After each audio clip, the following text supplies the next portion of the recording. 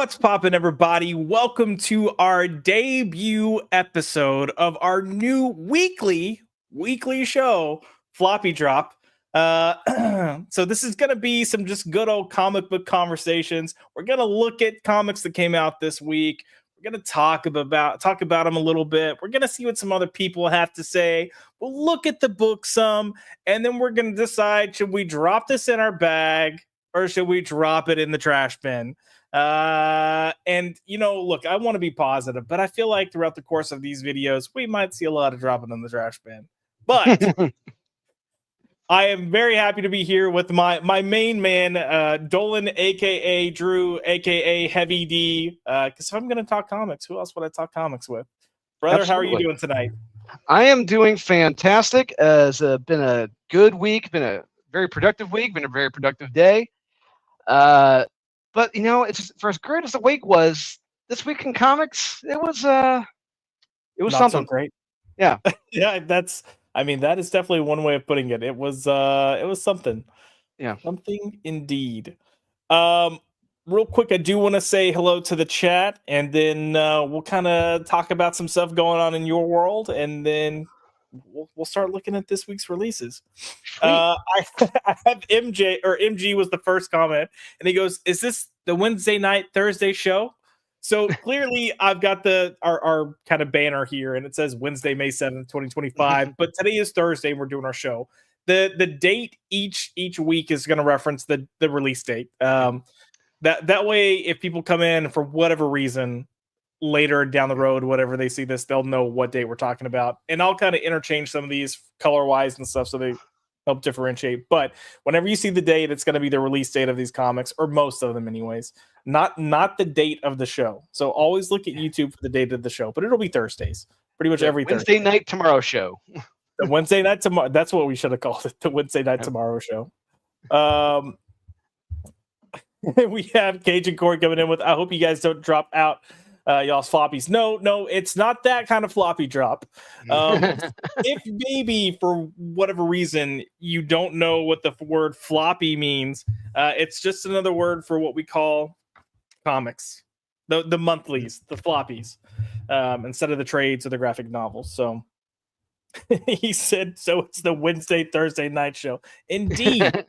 Indeed. I did gift some memberships to the channel, or two people for the channel, so that's out there, and Corey's giving me crap because I'm gifting myself a membership. But we'll take it. Why not? And then Kaiser Jose's in the house, and he put that I'm laundering money through YouTube. Hey, you shut your mouth, Kaiser Jose. I knew about laundering money. This may or may not be it. Yeah, he's not doing it as far as you know. Yeah.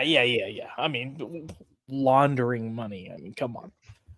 He also says, "Sup, nerds." I think that's directed to us and everyone else in the chat. And are we ripping books today? I don't plan on ripping books because I'm gonna try to sell some of this shit afterwards to be like, I'll take $1 to recoup my losses, or part of my losses. Just let me see what I can get. But if Drewski decides to rip a comic, if you know what, that's going to be Heavy D. If we get something so bad that it requires a rip, I'm sure Heavy D will come through for us. But we shall see if we ever get to that point. We've got Eric Breen in the house. Are you $1 short too? Yes, always. A day late and $1 short. We have Boosh. What's up, brother? Nice to see you coming in. Or Floppy Disk. I mean, I've used a couple of floppy disks in my time. I don't know about you. Yeah. Corey's coming in. I know what a floppy is. I just had to make it. Yeah, absolutely. I thought about that when naming the series. I was like, tongue in cheek always works. So we'll go with the floppy drop. Now, if that becomes like the new slang for with Gen Z or whatever's after Gen Z for sending dick pics. Maybe I think it's Gen AA. I think that's what it's going to be now, or something like that. What the fuck is that? Gen AA? Like, yeah, I think it's something like that. Yeah, Gen Duracell or Gen Energizer buddies. Like, what AA? I could see them calling dick pics like floppy drop. Oh, hey, I sent you a floppy drop on Snap. Oh, Generation Alpha. I'm sorry, Generation Alpha is the next one. Oh, okay. There we go. Well, now I'm kind of disappointed it's not AA, but we'll take what we can get. He didn't say I was good at it. Fair. That's absolutely fair. And Cajun's coming in with Floppy Drop sounds kind of gay. Of course, it sounds kind of gay. We would have nothing else. Oh, be nice. Oh, be nice, you guys. Well, look, we'll be in Dallas before too long, so they're gonna hear "Set a boss, set a boss."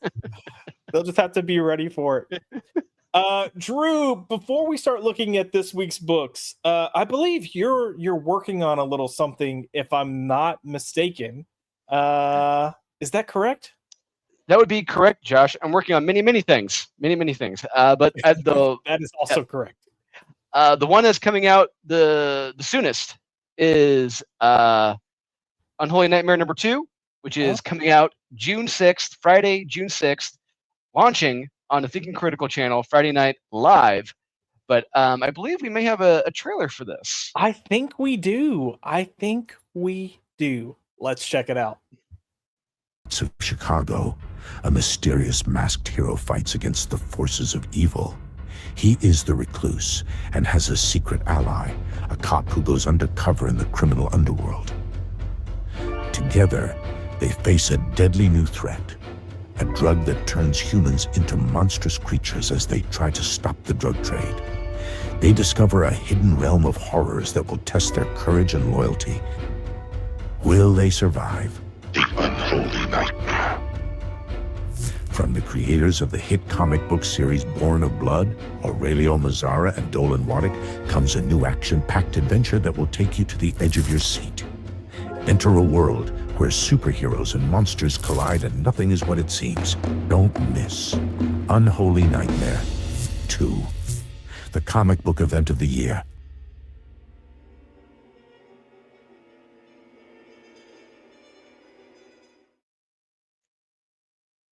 Woo! Woo woo! Oh, you're muted. One of these days, I'll learn how to stream. If anyone's watching, I learned from Zach's. Okay, so I think Tim may have been onto something when he said he's bad at streaming, and we're gonna pray for his family. T's and P's. Yes, indeed. I'm going to pull up the Kickstarter page real quick, and I'll let you go ahead and just share a little bit about the story, kind of where we're picking up from with issue 1. If you haven't bought issue 1, go buy issue 1. And then maybe what we can expect with this issue. Yeah, so issue 2 literally picks right back up where issue 1 ends. The cops appear on the scene as to where the drug exchange and the Unholy Nightmare began, and there's some new players that show up in the issue, some new team members, all very, very different, unique, odd, and horrific in their own ways. And maybe some of these characters may get an answer as to who they are, why they are. Maybe they won't, and maybe we'll find out who the major baddie is in this, or is he? I don't know. You got to read to find out. There's a lot. I hate, there's one thing I personally don't like, is that when people give away too much in their Kickstarter. I know you want to sell it, but I'm doing the best I can to not spoil this, because I don't want to spoil this.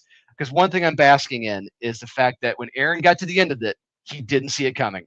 I'm enthralled in that. I love it. I don't want to spoil the ending. So you do want to check this out. It's going to be going twists and turns, making twists and turns you're not going to expect. Yeah, don't pull a DC Comics. Don't spoil the last page of your book. Before your book is released. Just throwing that out there. DC, come on. But yeah, no, I'm looking forward to it. It looks like we mainly got this, but we do have the Kickstarter page here. I was like, where's the covers? We'll look at some covers in a second. But Kickstarter page, so we're launching June 6th, correct? We're launching June 6th. That's a Friday night, launching on the Thinking Critical channel. While Wes is away, the kids are at play. And so Aaron's taking control, and we're going to be doing our live stream launch that Friday night. So come and hang out. We're going to have a lot of guests, and we're hoping that we can meet our goal that night. One thing I'm proud of right now, we got 127 followers so far. When we launched number 1, at this point, we've only had this up now for I think a couple weeks, but we've already exceeded where we were in by the end of the campaign of issue 1. So I'm hoping people start sharing this, start telling their friends. They tell their friends to sign up for this. Look, you're not buying anything now. You're just signing up now to be notified when we go live. Just correct. your email address. Yeah. And look, we'll save the Friday night, kickoff show for a lot of the details. But if somebody happened to miss Unholy Nightmare number 1, will there be a chance for them to get that here, or is there somewhere else they can get that now? 100%. So you have a couple options. So right now, if you wanted to read issue 1, you can go to thecomicmint.com. You can be able to purchase a copy of Unholy Nightmare number 1, the Nate Watson cover. Or if you want to wait till Unholy Nightmare 2 launches, there is a catch-up. There's there's going to be a catch-up bundle where you can be able to get issue 1 as well as issue 2. And I'll save the other issue we're going to have in unison with issue 2 when we show the covers, because I'm very, very proud of one of them. Well, I've got a couple of covers of issue number 1, Ooh, so yeah. I'm just gonna flaunt those for a second. Ooh la la. Oh. Wow, so many covers. Yes. Oh. And then what you might be like, oh, who's this? Don't worry, you find out in issue 2. Absolutely. No, super excited. I'm excited to see how this goes for you, and I love that we already have 127 people that are following. So if you want to follow, stay in the loop. I've got the link for the Kickstarter pinned in the comments. Go click on it. Sign up for this Notify Me on launch. So MG, you have an awesome cover to issue number 1. That's all I got to say. You have that was the last one we had done. Aurelio did that one. And I love that cover, and I'm glad I found a good home. It's sad the circumstances that happened. His order got misplaced, but fortunately, I'm a quick thinker. I'm like Peyton Manning. I'm gonna audible this crap. Yelled at Omaha, and got him some OA sent out that day. So yeah. Heck yes. Fast reactions from the Drewski, Mr. Heavy D here. Yeah. Let's look at do you want to show off some of these covers? Yeah, let's do it. All right, we're gonna start with I'm gonna start with this one tonight. So we've got this one here. Yeah, so this is the most special one. This is gonna be the one you're gonna be able to get in your hands the earliest, the soonest. This will be at Dallas Fan Expo at the end of this month. So what's special about this is that not only are we bringing is Arachnus, a character from the 90s, on this cover, but this was penciled by Michael Ortiz, the creator of Arachnus, inked by Andrew Mangum, who's done a lot of work with me in the past, and colored by Gene Jimenez, who is the original colorist of Arachnus. So this is a 3-step process, and this is an incredibly, incredibly beautiful cover.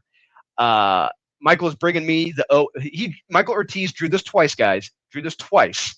He gave one to Andrew Mangum. He's giving one to me when we meet him at Dallas Fan Expo. So what's special about this book as well, we're going to have the preview edition of Unholy Nightmare 2 in this. We're going to have, I think, maybe 16, 18 pages of the book in this issue. And unlettered, some are color, some are not. But in the back, we're going to have some preview pages for the next Arachnus series. Yes, Arachnus is coming back from the 90s. Writing this. Hell yes. Not heck yes. Hell yes. I am writing this series. Michael is illustrating it, and the amazing, the incredibly talented, the award-winning Joe Corallo is editing the book. So this series is going to be a banger, and I cannot wait for people to check this out. I can't wait for people to get this copy of this book in their hands. There's only going to be 100 copies made of this, period. That is it. I just finalized the order, and they should be shipping to a good friend of mine in Texas. Oh, I wonder who that is. Yeah. I don't know. I'm gonna be like, I don't know what happened to the comics, Drew. I'm kidding. I'm kidding. I'm kidding. I've heard that too many times. I don't want to hear that Right. again. You're like, oh, I know, right?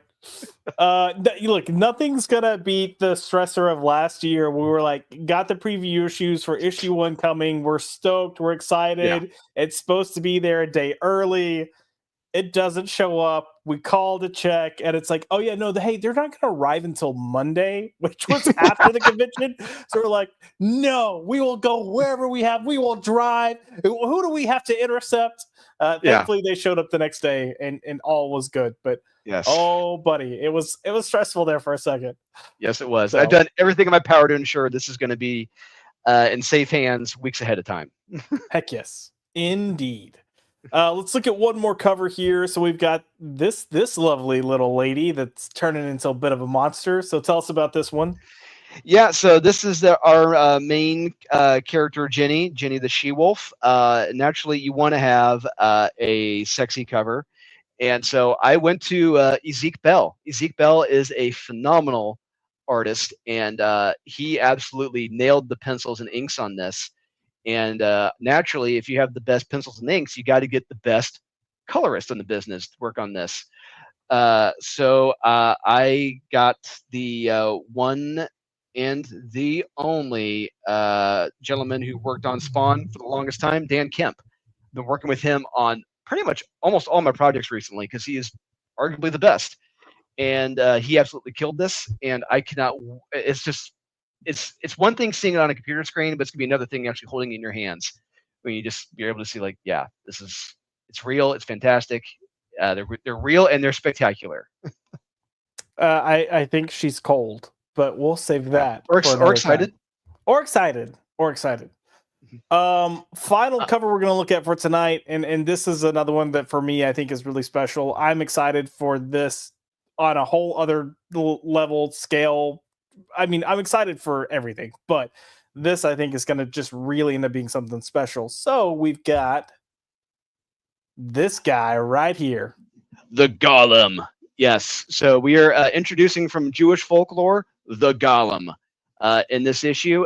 He's going to be like our big brute in the story. He can't talk. He can just he just makes sounds, but certain characters are able to understand what he's saying. But I'll talk about more when we actually launch issue 2 in June. But this what's special about this the Golem is that we're doing a 10-pager about the origin of the Golem, where he came from, how he came to be, and this is going to be illustrated cover right there in the interiors by Vu Don, the one and only. So what you see here on the covers directly reflects what's on the interiors. It's going to be 100% black and white. He was slinging ink. And it's fantastic. No, trust me, Kaiser. This is going to be. It's all black and white. It's not going to be colored. The entire Golem story is going to be black and white, not colored. Full stop. So that's the only way to enjoy the story, in my opinion. Maybe someday down the road, if there's such a demand for it, we'll do it in color. Maybe, but I feel like that's like watching the Three Stooges or Night of the Living Dead in color. You can't do it. But what's special about this is that it's 10 pages. It's told in the vein of EC Comics, so Tales from the Crypt, Vault of Horror, shock suspense stories. It's very. You have your narrator talking about this tale, and with a very tragic ending to this tragic character. So I hope everyone. So this is going to be available as an add-on to Unholy Nightmare 2, and I hope everyone gets this when they get Unholy Nightmare 2, because I'm incredibly proud of this. Yeah, I'm gonna say this has been done. We talked about this on Tuesday night, but this backup has been done for a while, and over a year. I got to read it. Yeah, I got to read it forever ago, and I still think about it often just because of how good it is. It's a combination of, I mean, the amount of story that you managed to put into 10 pages is great, and then you've got Vu Don coming in and just like equally matching you there with the art for this, and it's beautiful.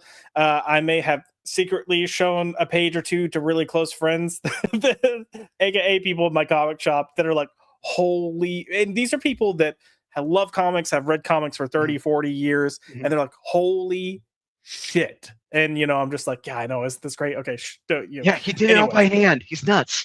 I know. Yeah. But Vudon, incredible. The story's incredible. If you're gonna back the book, make sure you get this as well, this add-on. You will not regret it. Yeah, and I would say, go ahead. Oh, sorry, real quick. It's one thing I took distinct pride and effort in with this is that, so I'm not Jewish, I'm Roman Catholic, but I wanted this story to be true. If this is going to be during World War II in a concentration camp, I wanted this to be true to the tone, the language, the clothing, everything. So I've had some Jewish friends look through this, read it, and they all enjoyed it. They all really, really enjoyed it. When I showed them the cover, the premise, like, no way, you did that. Golem looks so awesome. And because, look, in my opinion, I've read other comics where they've incorporated the Golem, and he looks incredibly lame. He just looks like literally like a clump of clay, and that's it. Or a very awkward head, bulky. I'm just like, he doesn't look cool. If I'm gonna do the Golem, he's got to look menacing, bulky, and cool. And I feel like we've done that here. Indeed. Yeah, no, seriously. If you're gonna back the book, go back this as one of the add-ons, because you're gonna want it. And I think it looks like Drew's trajectory is gonna continue rising, and it looks like Vudon is gonna do the same thing. Just wait, yeah, big stuff coming from him later this year. I don't know anything about that. So yeah, please. Actually, let's see what some people are saying about this real quick, because we got some good comments coming in through. This is one MG telling you yes that you came in clutch when you were getting him his cover, his book. Yep. But Kaiser Jose to the one cover, lovely identities, and he added that would have made a great foil cover. Stay tuned, Kaiser. Stay tuned. Stay tuned. MG also said, I cannot wait to see the interiors on Golem. Dude, seriously. Bro. Like, I can't. I can't. I've got to say, my comic shop, we have a comic book club that we're doing, and our LCS owners are really trying to pull from a lot of different things to help kind of, it's as much educational as it is fun. But we've done two different sets or two different collections of EC comics to kind of get different ideas. And one of the guys that goes there, he loves EC comics. He loves the history. He's got a lot of the old collections from back in the day. Oh, no way. Yes. Oh, gold. And gold. oh yeah. And so that was the person that I showed it to, just because I was like, hey, you'll appreciate this. And he was like, oh my God. And he was like, what is this from? And so I said, it's one of my friend's books, it's a backup story. But he just kept going on and on and on about how it really does feel like something inspired and pulled from EC Comics. And just like he didn't read it clearly, he just looked at one page. But the art, he just kept going on and on about just the look, the feel, the vibe, everything was spot on. So and back. We're clear. We're not talking enough about the art. But right. It's just, look. I love and respect every artist I've worked with. I've worked with some of the best. A lot of those projects are going to be coming out later this year. But with Vu, there is something unique and special with his art, and with what we've done here with the Golem. It's like I hate to want to push my stuff for awards, but like this art, what he's done, it's like this is almost award worthy inking that he's done in this book. No, agreed. This we've said this before about him, but the way he draws, the way he pencils and inks, it's very heavily influenced by Bernie Wrightson. It's got that same type of shading and cross hatching. And I think part of the reason we get so excited about his art is you don't see that anymore. It's so rare. It is so rare. And there are multiple reasons for that. Digital is easier for companies, for artists. It makes it faster for them. When you're doing monthly releases, like, you've got to work quick. I think there's so many things that come into play here. So when you do get to see that, you're like, oh, you feel the difference. And what's very true about that is that to be doing interiors with that detail and that love and care by hand, it takes love. You want to love to do this. and I can tell Vu is loving doing this. If you didn't love it, you wouldn't be doing it. That's why Rob Liefeld, he still, pencils and inks his stuff, because he loves doing interiors. He loves comic books. That's why Jim Lee really doesn't do it anymore. Outside of most recently, that's why Todd doesn't really do it anymore, because they just don't have that love for doing it anymore. But Vu does. It shows, and maybe on launch night we'll probably show that first page. I think on launch night we'll show that first page. Yeah. Give them a little taste. Give them a little taste of his interiors, because we've seen covers from him, so it'll be nice to see how he approaches his interiors. Yes. It's gonna blow your minds, guys. Yeah, because it's only it's a 10-page story. I don't want to spoil too much, so it's just gonna be one page for showing. We do have MG coming in with "I want more Vudon Snake Lady." So Chinacria, yeah. Well, not just that, but he's doing he's posting pages from like an Odyssey adaptation he's doing. So hell yeah, he's off the chain. Okay, nice. We do have the lovely Sherry popping in. Hello, my dear. It's nice to see you again. And MG says that Vudon. MG says Vudon. Sorry. It's okay. I was like, what was that? MG says it reminds him of Brett Booth a little, the amount of detail. I understand what you're saying, because Brett Booth, he does a lot of like raw pencils as well. Honestly, when I look at the artist that you worked with that reminds me of Brett Booth, it's Andre Lunatic. They've got the same type of high intensity action, velocity. Yeah, that 90s vibe, that 90s feel. People got a taste of it with Aftermath #1. But coming up with a certain book later this year, as well as maybe with Pray for the Sinner, as well as with a possible crossover book. You're going to be seeing a lot of Andre Lunatic coming up later this year. Nice. Before we get into this week's releases, I do want to say we have 73 people watching right now, and 66 of you are over on X. So I would love for you guys to come to the YouTube side. Come to YouTube, hit the like button, leave a comment, or join our live comments, whatever. I would love for you guys, if you're out there, if you haven't signed up, I'd love for us to get to 150. If we got to 150 tonight, that'd be amazing. Just 23 people to sign up. Oh yeah, for the Kickstarter. Yes, the Kickstarter. Absolutely. I think we can make that happen. Come on, guys. If you haven't signed up, go sign up. Again, the link for the Kickstarter is pinned in the comments. It will be there all night. So just a reminder, if you go to the Kickstarter, you're not purchasing anything. You're just signing up to get notified when we go live. So, correct. Indeed.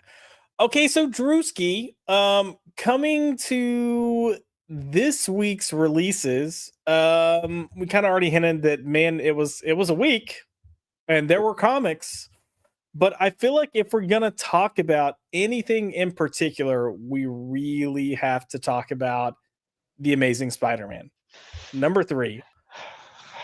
The Amazing Steve Spiderman. Yes. Yeah, it's Rebel buddy. Without a clue. Yep. So, I mean, just in general, this is issue 3 of the new quote unquote relaunch that's going to end up focusing more on Peter prior to everything, prior to Spider-Man, why do we need this? They're out of ideas.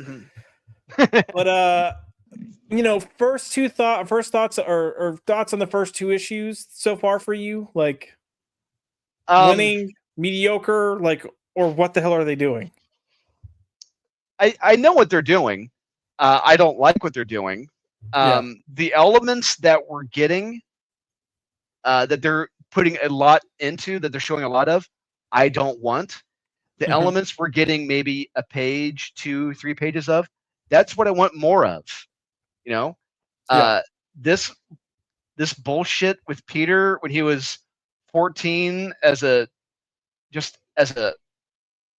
literally a piece of shit. I mean, there's one thing being an angsty teenager, then there's being a piece of shit. And he is an absolute, so I understand he's hallucinating, but I'm wondering if this is going to be like a total cop-out by the end, where it's just like, well, we don't know. We don't know if it was real or not. We don't know if this was exaggerated or not. But I hope it just, if this is true, what they're doing with Peter when he was a kid, God, what a fucking dickhead. What do you What do you mean? He seems like such a nice little boy here. I mean, he's like, I'm going out, nothing to discuss unless this is communist Russia. Like, we're not pro-communist Russia. I mean, no. I what I love here is one, they're trying to make him a badass, and on his jacket pocket it says troublemaker, and then he's got the anarchy symbol, and then he's got the ground zero symbol, and the what is this one that's above it? Biohazard. Yeah, oh yeah, the different biohazard symbols. And then on the back, he's got an image that's like, I want to leave. Tell me that's not some emo bullshit. I want to leave. Yeah, the only thing he's missing is that Spider-Man 3 haircut. The Yes. going over his eyes, whatever. Yeah. Dude, that would actually be hilarious. You know what? I might even give it a pass if they had done that. But yeah, I don't know. They have him being like what the hell? Look, again, I know it's a hallucination, but still. It's just weird. If 90% of this dialogue is true or real, what a piece of shit Peter Parker is. Yeah.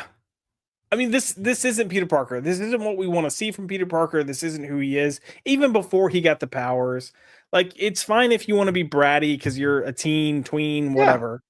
But like this, come on, like nothing about this says the Peter Parker we know and love. No. And he was dressing up as like, yes, I get that he lost Uncle Ben and that's what pushed him to become Spider-Man. But it's not going to complete, like, if this person lost Uncle Ben, he would not become Spider-Man. He would become the, like, nothing matters, nothing we do matters, the world sucks, everyone should die. Like, he would become an actual anarchist at that point. And who Uncle Ben is in this? It's like, what the hell is going on here? This family element. This is like Jerry Springer shit right here. Jesus. I mean, I've missed Jerry Springer, if I'm being honest. Me too. I miss those days. Yeah. Miss the final thoughts. Let's come through this. So we have this character. I can't think of her name now. Yep. What's remind me of? Is it Itsy Bitsy? That's it. Yeah. I mean, I'm not gonna look. You're not always gonna win with character names, but Itsy Bitsy, like, how do we take this? The Itsy Bitsy spot? Like, come on. Yeah, this is a hot mess express, and we see Kingpin's down there, but there's something in particular that's really weird in this issue with Itsy Bitsy, and I'm trying to remember when it happens, but let me see if I can find it. Now I'll give one credit I will give to Pepe Larraz is that he does a great job illustrating action. I love what he does here, but we don't get enough of it in this. No, at all. I mean, like, this has so much, energy and movement and motion going on that it looks great. Honestly, my opinion, I see it, but I think that is the completely wrong angle. The point of view, I believe, should be from the ground. Like, we're looking up at Peter. I mean, agreed. When it's flat and level, it's boring as shit. It doesn't work.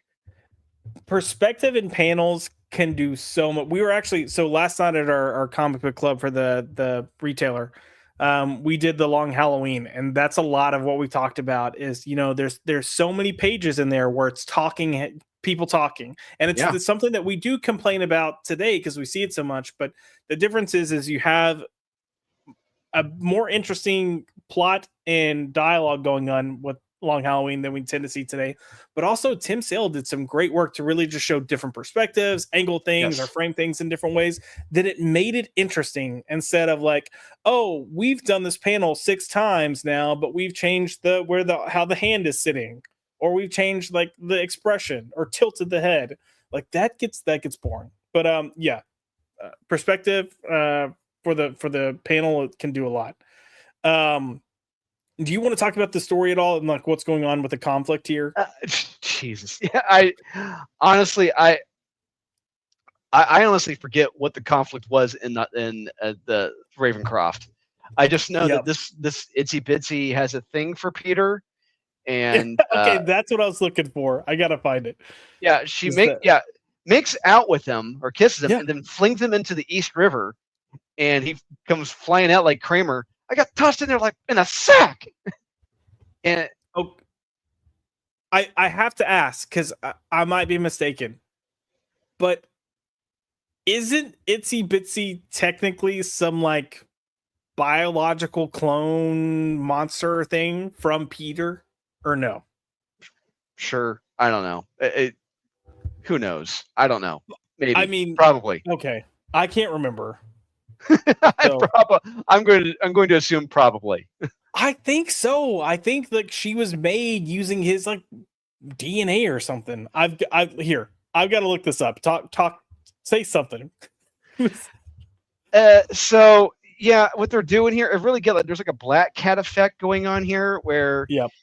just she is attracted to him, and just just like the black cat thing, just like will immediately like scratch him or get rid of him right afterwards. It's like, why don't we just do this with Black Cat? I don't understand that. Why do we got to have Itsy Bitsy here?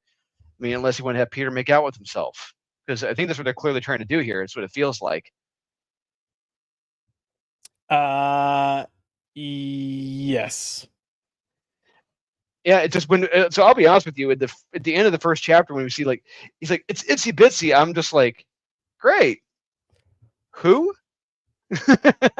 So Itsy Bitsy was created by Patient Zero using biological samples of Deadpool and Spider-Man. So she is technically a dead spider.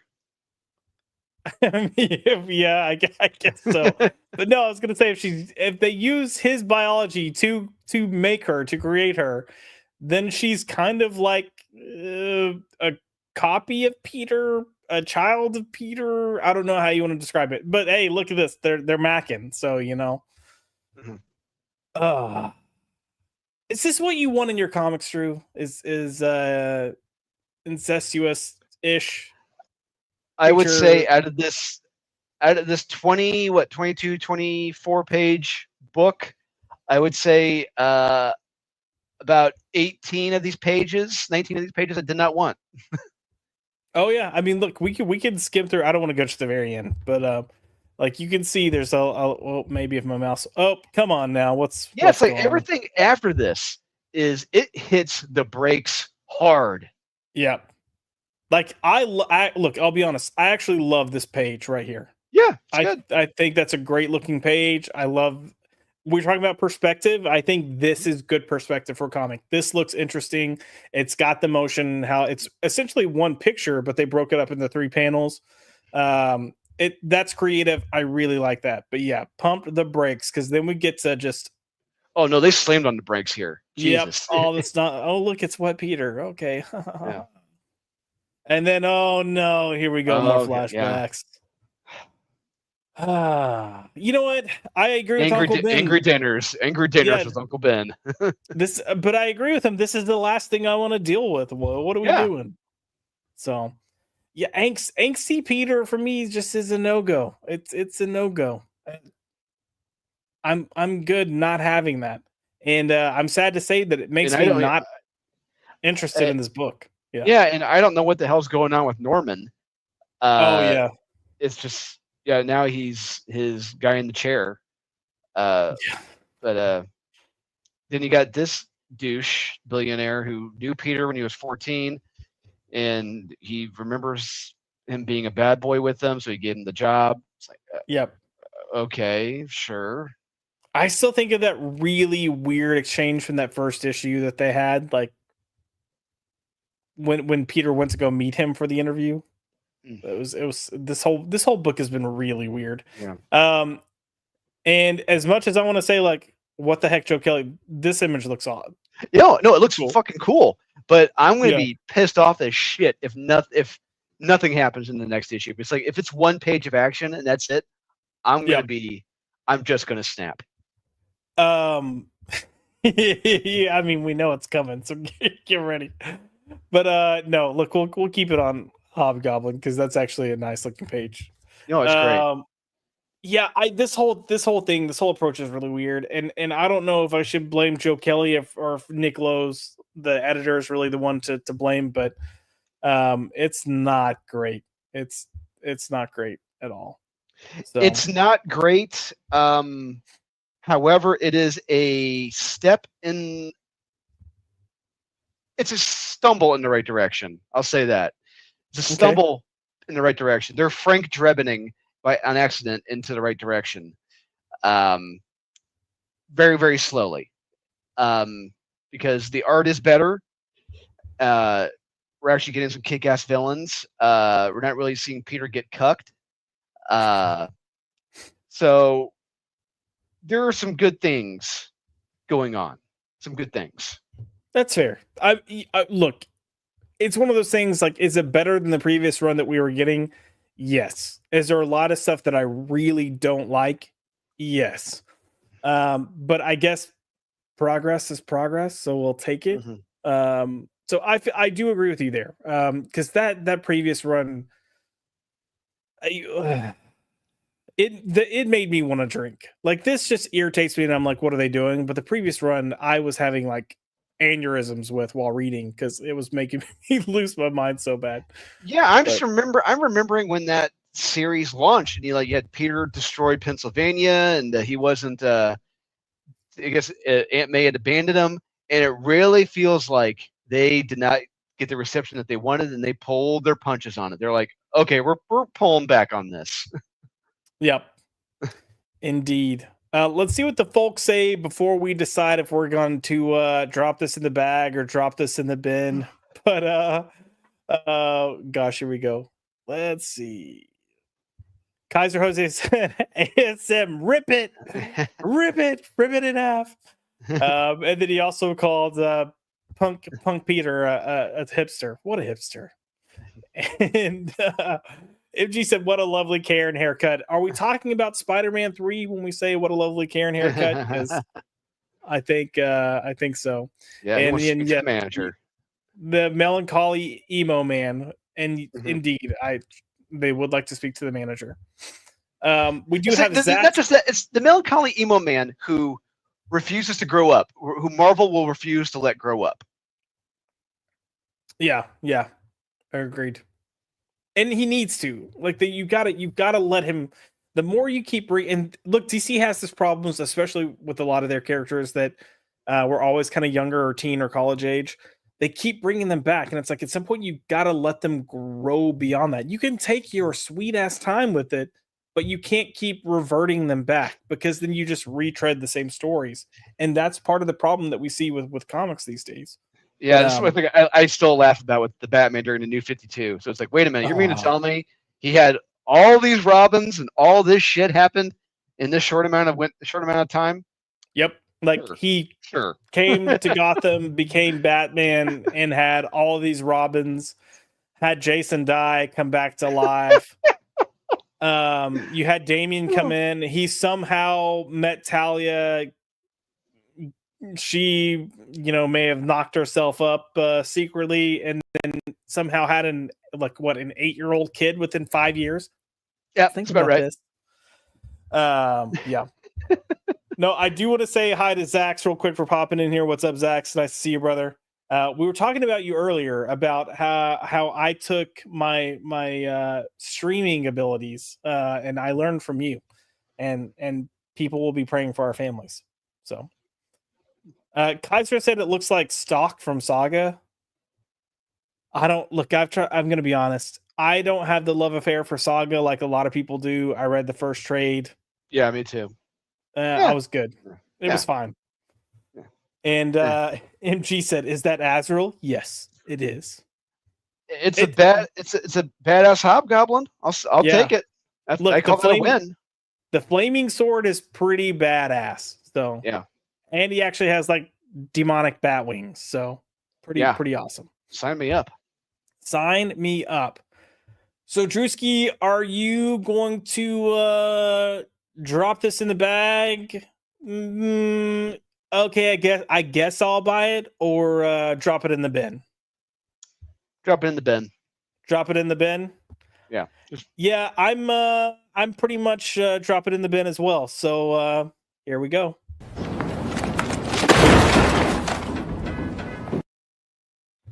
Nice. Got it, folks. Should we we go over to a little site and see what some other people are saying about it? Sure. Yeah. Oh, okay. Yeah, let's do this and let's go to League of Comic Geeks and see what these folks have to say about the Amazing Spider-Man #3. The Amazing Spider-Man. The Amazing Steve Spiderman. Steve Spiderman. 3.7 seems a little low for. Ooh. Yeah. So that is surprising. Let's get us down here. I need to buy a real mouse. Oh, okay. Here we've got JP Awesome 87 coming in with, man, I am blown away. Other than Pepe Larraz being on art, I was pretty skeptical about this run going in, especially after 8 deaths was very disappointing. I'm so happy and extremely wrong. Every issue it keeps getting better. I thought the first issue was pretty good. Love the second issue. And I am, as I said, blown away by this issue. Are you blown away? I don't. What about this story? What about this issue are you blown away by? That Peter is a piece of shit? That, I mean, it's got to be that. Maybe. Let's see. He gushes up Pepe Larraz. Okay, fair. We'll give him that. Yeah. I won't be able to stop gushing, so I'll turn my attention to the story. I thought the first issue we were jumping around too much. I was a little hard to get into the story for the issue. There's jumping around a lot in this shit. There is. What are you talking about? I don't know. But it goes, here in the third issue, I thought the element was almost completely gone, meaning the jumping around. Each scene felt like I was given the time to breathe that it needed. No, bro, we're going like breakneck speed from one thing to the. Oh, this is too long. This is too long. My God, man. He does like Norman's inclusion here, though. Do you agree with that? No, Norman doesn't do anything. He doesn't. There's nothing. I know. That's all. Like, what do you mean? Like, you're happy that he's there? I mean, it makes sense, right? Spider-Man, Norman Osborn. I don't know. I feel like some people come in and say shit just for the sake of like saying shit. But let's see. Yep. So we got Abe in the shoe coming in with, I love the issue except for the itsy bitsy scene on the bridge. Beautiful regardless because of Pepe Larraz's art, but shockingly gross. Indeed. It's gross. Uh-huh. Yeah, all I remembered about Itsy Bitsy is that she was like the daughter of Spider-Man and Deadpool. I told you guys. So seeing the horny affection she has for Pete felt edgy and no, edgy and weird is not the word for this. Creepy and disgusting. Yes, creepy and disgusting. Wonder what Dr. Freud would say. I do not know. Do not know. Yeah, that's tragic. Let's see if we can find one more review to kind of question here. 1.5. Whoa. Oh, yeah. I mean, hey, and the review contains spoilers. Proceed at your own risk. We will. I'm surprisingly not seeing really any other 5s. So here we go. Oh, there we go. Okay, so this person is saying this is all they have. For the record, Itsy Bitsy is not, nor has she ever been, the clone and or daughter of Spider-Man. She calls him daddy. She calls him daddy because she's freaky and his DNA and Deadpool's was used to give her superpowers. Her name was Susan Mary. Also, I love her. I started saying, she's giving mother. That's not in the review, but it feels like that person would say that. Yeah, and she slays. I don't know if I read that with enough sass, but we're gonna pretend like I did because that's a pretty sassy review. That's not even a review. That is just someone angry. That is giving leave Brittany alone. It is Chris Crocker leave Brittany alone. Leave Itsy Bitsy alone, you monsters. She can kiss her daddy if she wants to. Oh God. She can get a mouthful of Peter if she wants. Wait, what? What? All right, let me stop sharing real quick. I think we're gonna move on from Amazing Spider-Man. I think we've kind of crapped on that as much as we can. I do want to stick with Marvel though and go with Ultimate Wolverine. Did you read Ultimate Wolverine? Yeah. Yeah. I'm gonna be honest. I was trying to figure out how I felt about this book. I, if I will say this, of the ultimate books I'm enjoying that I think are legitimately, I think that they're legitimately trying to make good, make up a quality comic are Ultimate Wolverine and Mhm. Ultimate Black Panther. I think those two, they're really trying to make good. Because I read the last issue of Ultimate Black Panther, and I thought it was halfway good. I thought it was pretty decent. But this one, Ultimate Wolverine is trying. I am enjoying it to a point, but this issue with the art was a bit of a step down. It Art wasn't. was art was a big step down. Yeah. I'm not gonna say I hated it because in some ways it kind of works, but it's glaringly obvious that it's not as good. But I will say we get Sabretooth in this issue, and it ends up being a really freaking brutal issue. Yeah. So I I'm swear gonna. I swear at one point Sabretooth lost his arm and then it grew right back. Oh Like no, in you're right. You are 100% right. If we can get through all these pages of nonsense. So that's Sabretooth. This I will say this art looks like some type of indie book. yes, And it and I does. don't mean that in a bad way. Like for an indie book, it would work. Like if you're doing a Mhm. slice of life indie story that's taking place in I don't know wherever backwoods somewhere, like it works. It's good. It's not bad. But man, it's just glaringly not even close to the level of what we were getting for the first few issues. No. But yeah, we get introduced to Sabretooth here. He's looking after some two little, mutant Mutants on the run. kiddos. They're hiding. Yeah, because it's Yeah, a different world here. It's a different it's a world. different world. He's a kind, loving, he's a big teddy bear, Sabretooth. Um, and I will say too, we're talking about the books that seem like they're trying. I like the concept of this book. I like that Wolverine is the Winter Soldier because I think Yeah. that's freaking badass.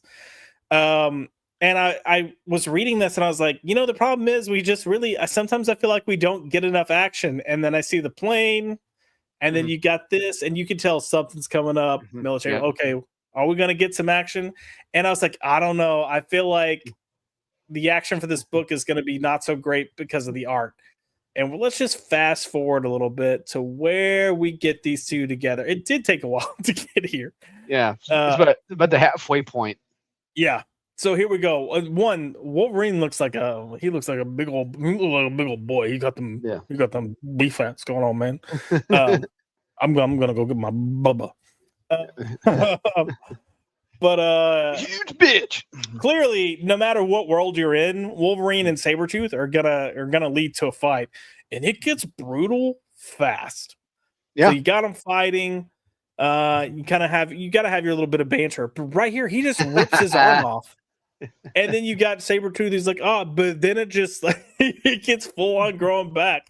And he doesn't stop fighting. He's like, but I'm gonna rip it off your face to find out. Like he was talking about the mask, but yeah, this I was not expecting this. The arm getting ripped off. No, and on top of that, growing right back in like Yeah. a matter of panels. I'm like, oh, Well, that was quick. it was it was quick. But I appreciated the level of violence because I feel Yeah. like if you're gonna have Wolverine and Sabretooth fighting, you need that level of violence. And this is their first time meeting in this series. Yes. And I would also say I feel like if I've learned to expect anything, it's that Chris Condon, the writer, isn't afraid to do that level of violence. I think it just surprised me because Marvel sometimes is afraid to do that level of violence. Chris Condon, he's an interesting cat. I'm still trying Yeah. to figure him out because he's doing some things I do like. He's doing some things I don't like, but I'm just trying to get a good feel for him. I can't figure it out yet. I pretty much loved every indie book that he's done. That's his. So part of me is wondering how much of whether we like it or dislike it is editor influence. Whether it's the editor determining the story, or we even know editors will come in and do rewrites of dialogue. So yeah, I will say, I mean, the one thing he's doing right now I don't care for is his Green Arrow series. I'm not a fan. Yeah, I know. I feel like that's the one that has been really hit or miss with a lot of people. I know people that enjoy it, but some of those people enjoy a lot of things, and I know people that have not enjoyed it at all. But yeah, we got Stubby here. Like, you still have the fight going on. I actually liked this, that instead of Wolverine ramming his fists, he's just releasing and unreleasing his claws. Yeah, just keeping his fist right there. Then yeah, love it. Like, that's actually pretty freaking badass. And I might be wrong, but I can't remember ever seeing him do that. So, yeah, brutal fight. But I just wish it was the original artist. Yeah. Because even like this type of stuff, he just looks really weird. Wolverine looks weird here. Yeah, it's got a real Daniel Warren Johnson vibe to it. Yeah. In some panels, not all of them, but in some panels. It almost feels like they're trying to channel like the feeling you got from Wolverine from like Age of Apocalypse and stuff too, which I wasn't always super crazy about, but you know. But they're bringing that back, Josh. They're bringing that back. I know. Jeff Loeb, isn't that lovely?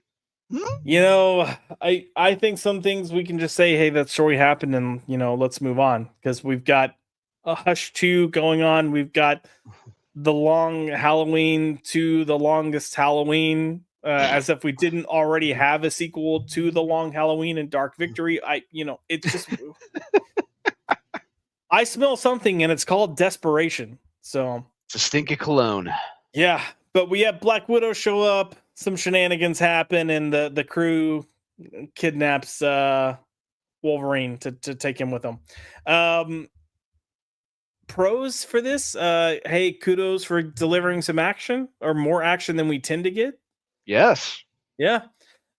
Negatives, not much happens here at all. Like, this barely progresses the story. And then I just, again, I'm not saying I dislike the art. I'm not saying the art is bad.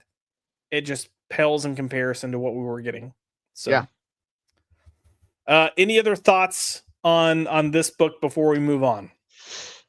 No, the dossiers in the back are always interesting, and like I'm not gonna lie, this is like one of the few series in the Ultimate line that I am legitimately enjoying, and I do like this world that they're telling here, and like I like that we're actually getting the X-Men in this world, the real X-Men. It's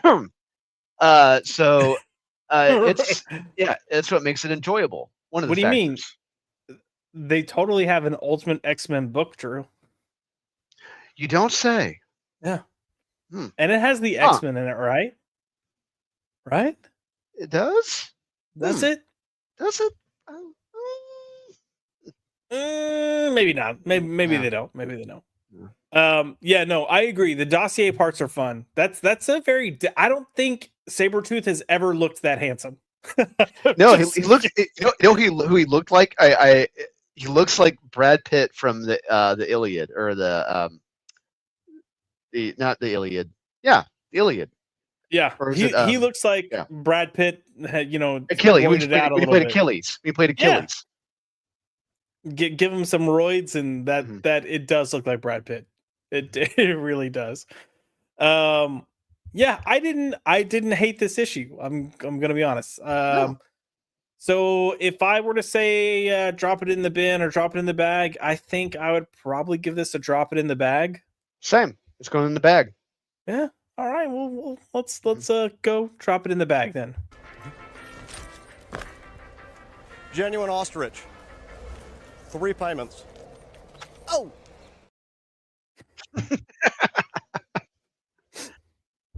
Let's see if anyone's saying anything about Ultimate Wolverine. We're gonna go back a little bit to Spider-Man real quick. We got MG coming in with, can you guys imagine how different and easy life would be if you were blown away by everything? Like, that was the best thing ever. I would imagine it's like being Brendan Fraser in that movie Blast from the Past, when he makes it up to the ground level. He's just blown away by everything that he sees. Yep. Like, oh my lucky stars, a Negro. Dude, I haven't seen that movie in so long. I need to go pull it out. It's got moments where it's legitimately funny. I'll say that. Oh yeah. And then Kaiser talking about the incestuous relationship coming in with, it's okay, they're only trying to normalize incestual relationships. They've been doing that for a while now in Marvel. Yeah, they've been on that kick for a little while. It's only a matter of time before, you know, Scarlet Witch and Quicksilver are making out again. So yeah, again. Yeah. Again, that's the key word, is again. And then Chris comes in with, I love reading reviews on League of Comic Geeks. They're so funny. They really can be. Yes, they are. If you ever need to get confirmation on whether you're going crazy or not, go read it, and you'll be like, no, I'm not going crazy. Other people are. So, we got MG coming in with, I think the creative team on Ultimate Wolverine would have been better off being put on the main title to go tell their own story. You know? Yeah, this would have been a great Cold War story. Yeah, it really could have been. They're doing a lot of stuff in this title that you couldn't do with the mainline Wolverine, but I do think this creative team is this is the best Wolverine book we're getting right now. I think you could, honestly, Josh, I think you just change out change out most of the characters. Okay, fair. So that's what I was referring to, but yes, spot on. If you do change the characters, you could absolutely tell the story. So looks like he's trying to be Daniel Warren Johnson a little bit. Yeah. It reminded me of somebody else too, but I couldn't think of who it was. And then entry put how rare, less than a dozen issues in, and it's still a fill. Yeah. It's a fill-in artist. Yeah, issue number 5, and you're already getting a fill-in artist, which I guess if you're gonna have a story like this where it's contained, sure, but there's honestly they need to go. What? I go to Space Ghost. Jonathan Lau, he's done how many issues of Space Ghost now? A dozen, if not more. They either need to start this process earlier and let them get enough issues completely done before they release these books, or they need to go back to that method they used to do where you would have like 6 issues with one artist, and then you would have fill-in artist come in to do like a 2-issue arc. Yeah, to buy time, those days are long gone. And Chris, but Ultimate Wolverine is the red band that Wolverine Revenge should have been. Yes. No lies detected at all. So, Drewski, what else should we look at real quick from this week? Hey, showrunner's discretion. I read a lot of stuff this week. Oh gosh, don't do that to me. Did you read Absolute Green Lantern? Oh, I did. Okay, let me pull that up, and that's something after we talk about it. We'll go to League of Comic Geeks as well. But as while I'm getting this pulled up, as a reminder of issue 1, we get Hal in a city where like every other Earth Green Lantern just happens to live. It's a town. It's not even. It's barely a city. Oh no! Look who's here! What a goober! Oh, he probably liked Absolute Green Lantern. That's my bet. Love seeing Guy Gardner get killed. Yeah, but that was so random. Yeah. Real quick before I pull this up, hello Max. It's really nice to see you here. Thank you. Hit that like button. Hit share.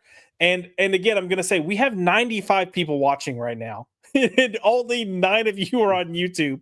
So please, I've tweeted out the YouTube link. I would love for you guys just to come over and hit the like. You can stay on X too. Just click the link for YouTube. Hit that like button for me, and I'll greatly. I love you a long time. So. Oh, me so horny. Oh, with that out of the way, let's pull up this issue real quick and give it a little gander. So Drew, I'm gonna let you. My voice is giving out, so I'm gonna mute a little bit and let you kind of go and talk about this issue and what's taking place in this issue. Last time we left off, you had Hal that's like having his moment because he's ruining everything, and people in the diner were pulling guns on him, and it was nonsense. Yeah, people pulling guns on Hal just on a whim. Just on whims, people are pulling out guns on people. It's like very reactionary, very, very shooty, this town. Yeah, Jesus. just because he's having a little bit of a breakdown. Yeah, he's Not having even a a bad day. breakdown, just He's having a paranoid. bad day. Yeah, he's paranoid, having a bad day, and you're gonna pull guns on him and start shooting him, or having a Mexican standoff just with that. I'm like, what the fuck is going on here? How did we go from 0 to 11 in like a panel? But then you have JoJo Mullins showing up here, and she's demanding Hal, what the fuck did you do? What the hell did you do? What the fuck did you do? And it's like, Jesus. And you have Hal, the mopey, whiny bitch. Like,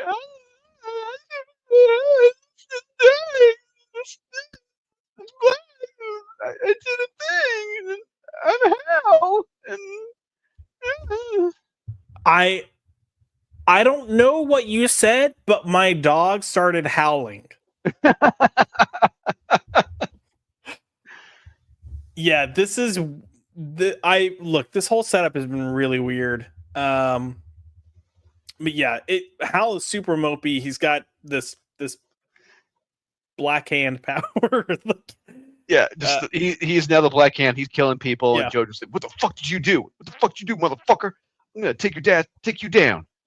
I And pity then- the fool. Yeah, I paid the fool. Yeah, you're under arrest, sugar. And then you have Abin Sur showing This up. weird. Yeah, this Yeah, weird. He's suddenly now God. He's judging people, and as he's killing people, he's like, "Yeah, be without fear. Don't worry. You're dead. Be without fear. Don't worry." It's like, what the fuck are we doing here?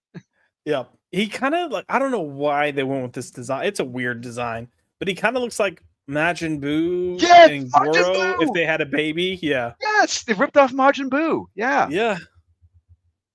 And I don't think he's wearing clothes, but he also doesn't have a butt crack, so we're not even gonna try to figure that one out. So, what is up with this guy Gardner? By the way, I don't know. He's honestly the most level-headed one out of this whole series so far in the 2 issues.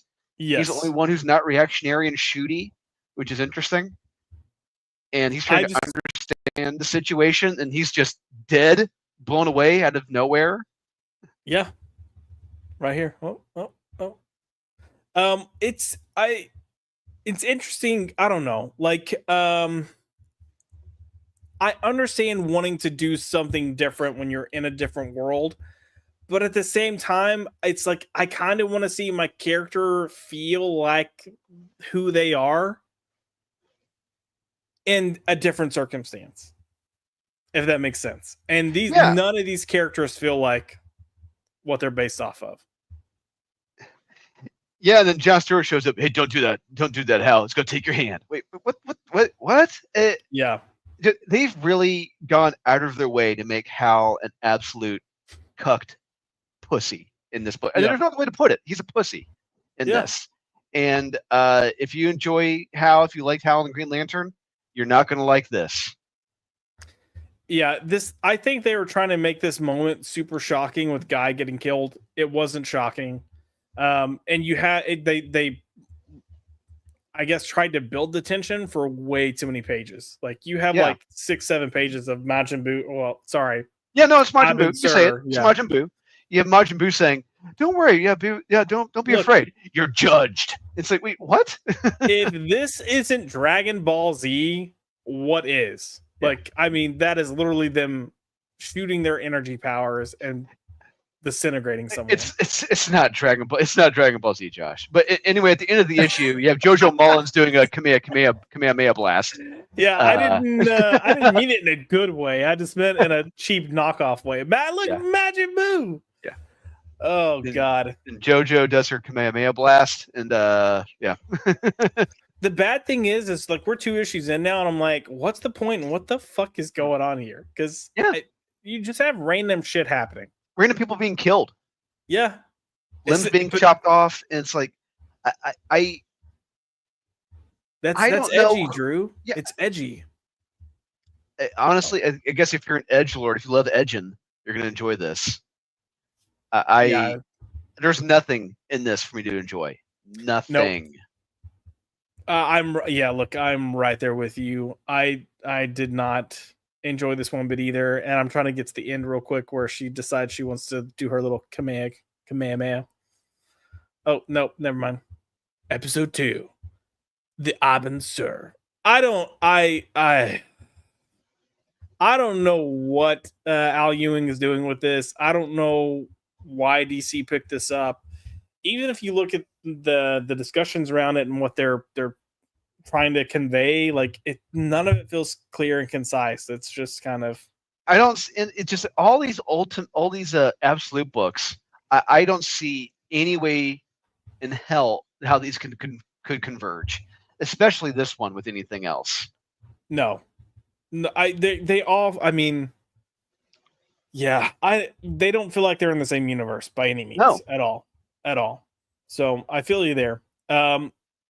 Before we potentially get tainted by the opinions on League of Comic Geeks, what do you think about this one, Drew? Absolute Green Lantern. Are we dropping it in the bin, or are we dropping it in the bag? Oh, it's going in the bin.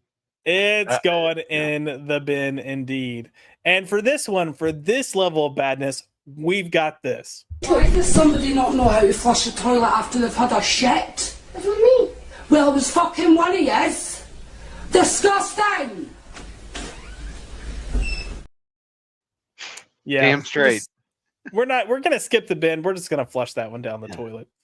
No bueno. Let's go over to our TISM buddies over at League of Comic Geeks and see what they have to say about Absolute Green Lantern. Yeah, let's read these 5-star reviews. I'm sure we're gonna find out how brave, beautiful, and bold this book actually is, and how brave, beautiful, and bold Al Ewing is. Okay, this isn't a 5-star, but this top one is like, I love Lindsay's art, man. I am not crazy about the art. No. It's not bad, but Rob Liefeld called it out. Rob Liefeld called out the first issue art publicly. Oh yeah, he said, "This is the level of art DC's going with. If this is big too, they are in a world of pain. They're in a world of hurt. This is not a good sign." And this is the crazy thing too, is because like this whole thing with the Absolute Universe, it's supposed to be the best of the best. Correct. Like creators coming in to do these books. Mm-hmm. And I've gotten so used to not having either a good writer or not having a good artist on their mainline stories that I probably wouldn't think twice about it. But here I'm like, yo, bro, you guys are like, this is the best of the best. And I've definitely seen worse art. Like, let me just be honest. But it's not great. It's very anime. Like not just that shitty manga, anime. It's by anime standards, it's shitty.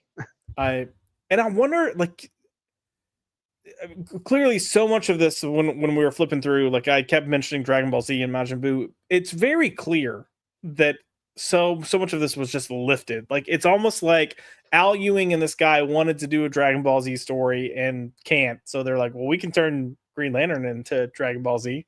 And it's the stupidest thing I've ever heard of. So yeah. I do want to read Captain Greatness real quick and see what he says. Oh, 5 stars. 5 stars. Ooh, oh my God. This is another hefty one. God damn. All right. We won't read all of it. We'll read some of it. So he goes, first of all, I'd like to take a moment to appreciate the best Guy Gardner design ever to grace the comic page.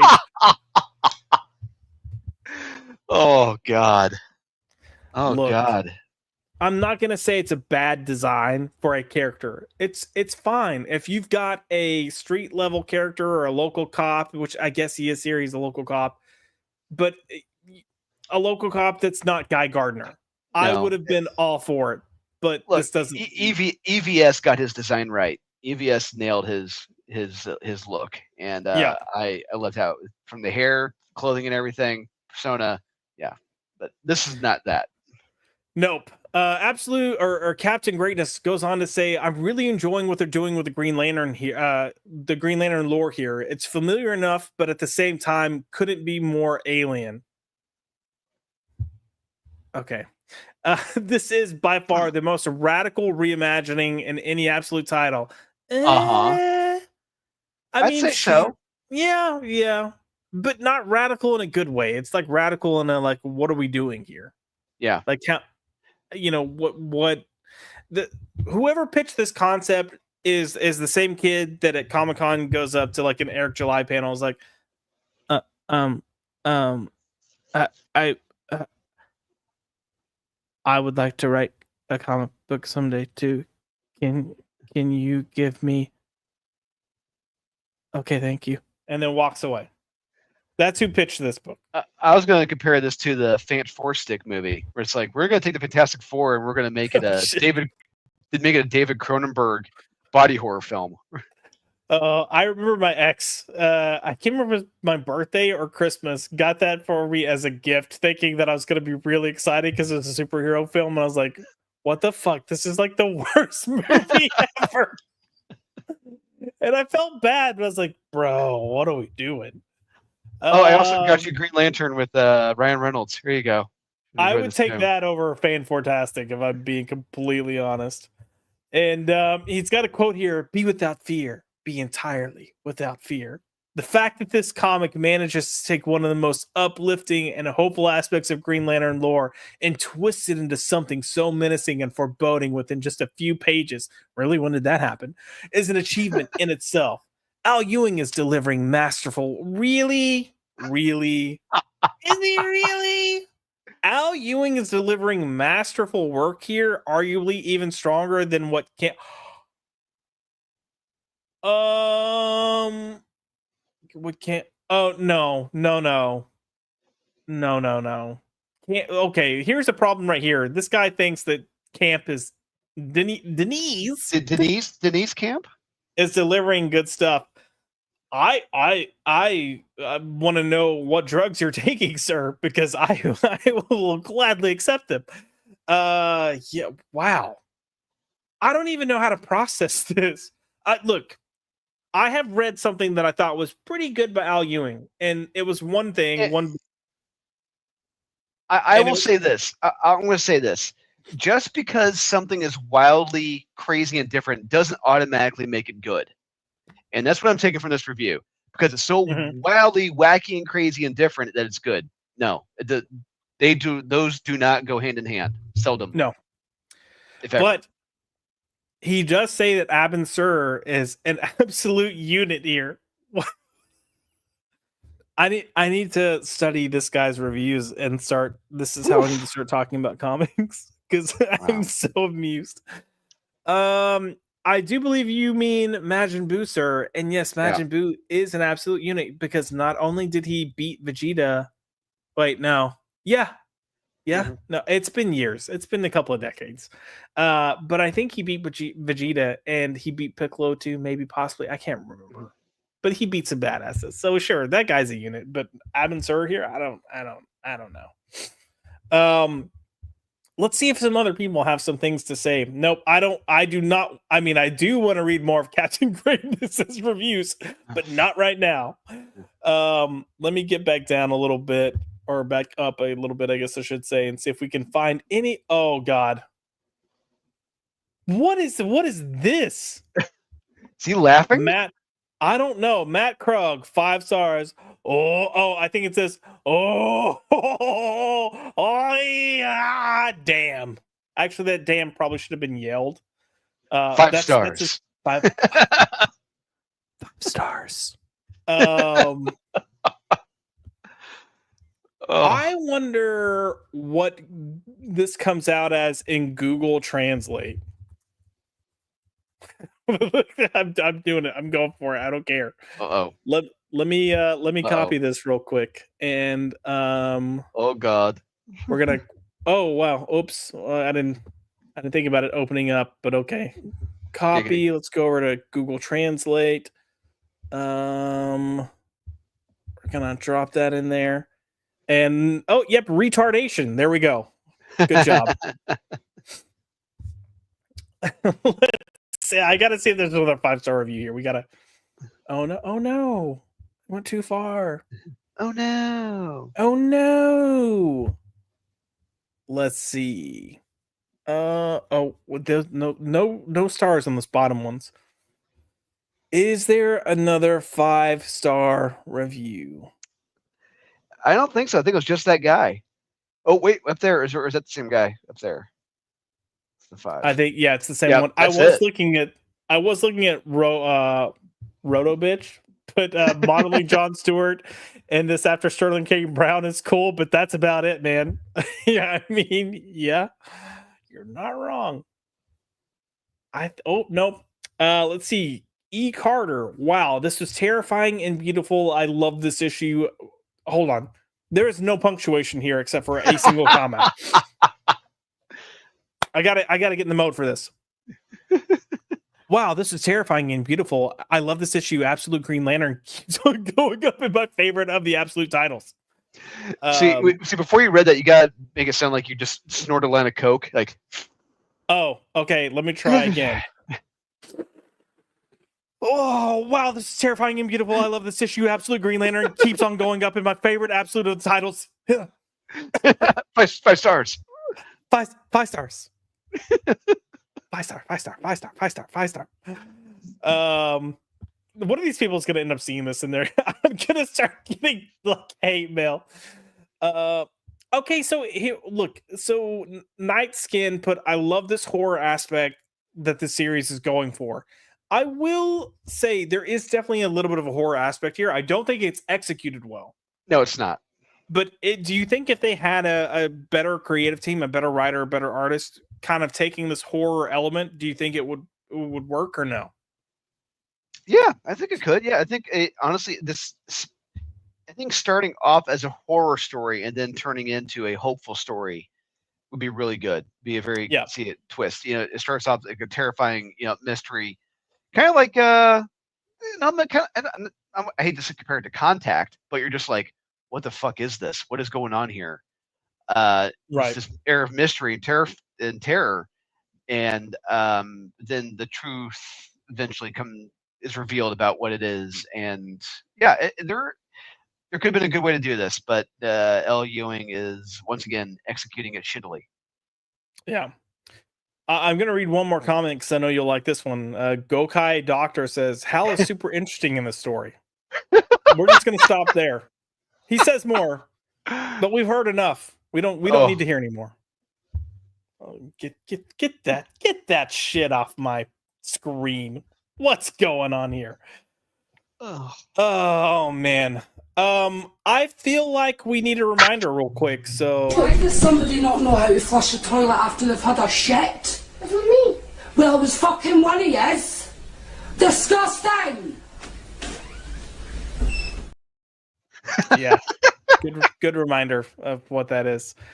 Let's see what people are saying in the comments. Gosh. Oh, we got Chris coming in with, I like that fat boo. Yes. Let's see what else we have here. Cajun. Chris, but I'm okay. I don't need a 3GL book to read. Yeah. Majin Buu plus Goro. Totally. That's what it looked like. We're so creative. And then Max, that impression was spot on, Josh. Was this the cocaine impression? Maybe this may have come before. I don't really know.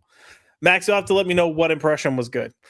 But Drewski, let's look into some other books real quick. So we talked about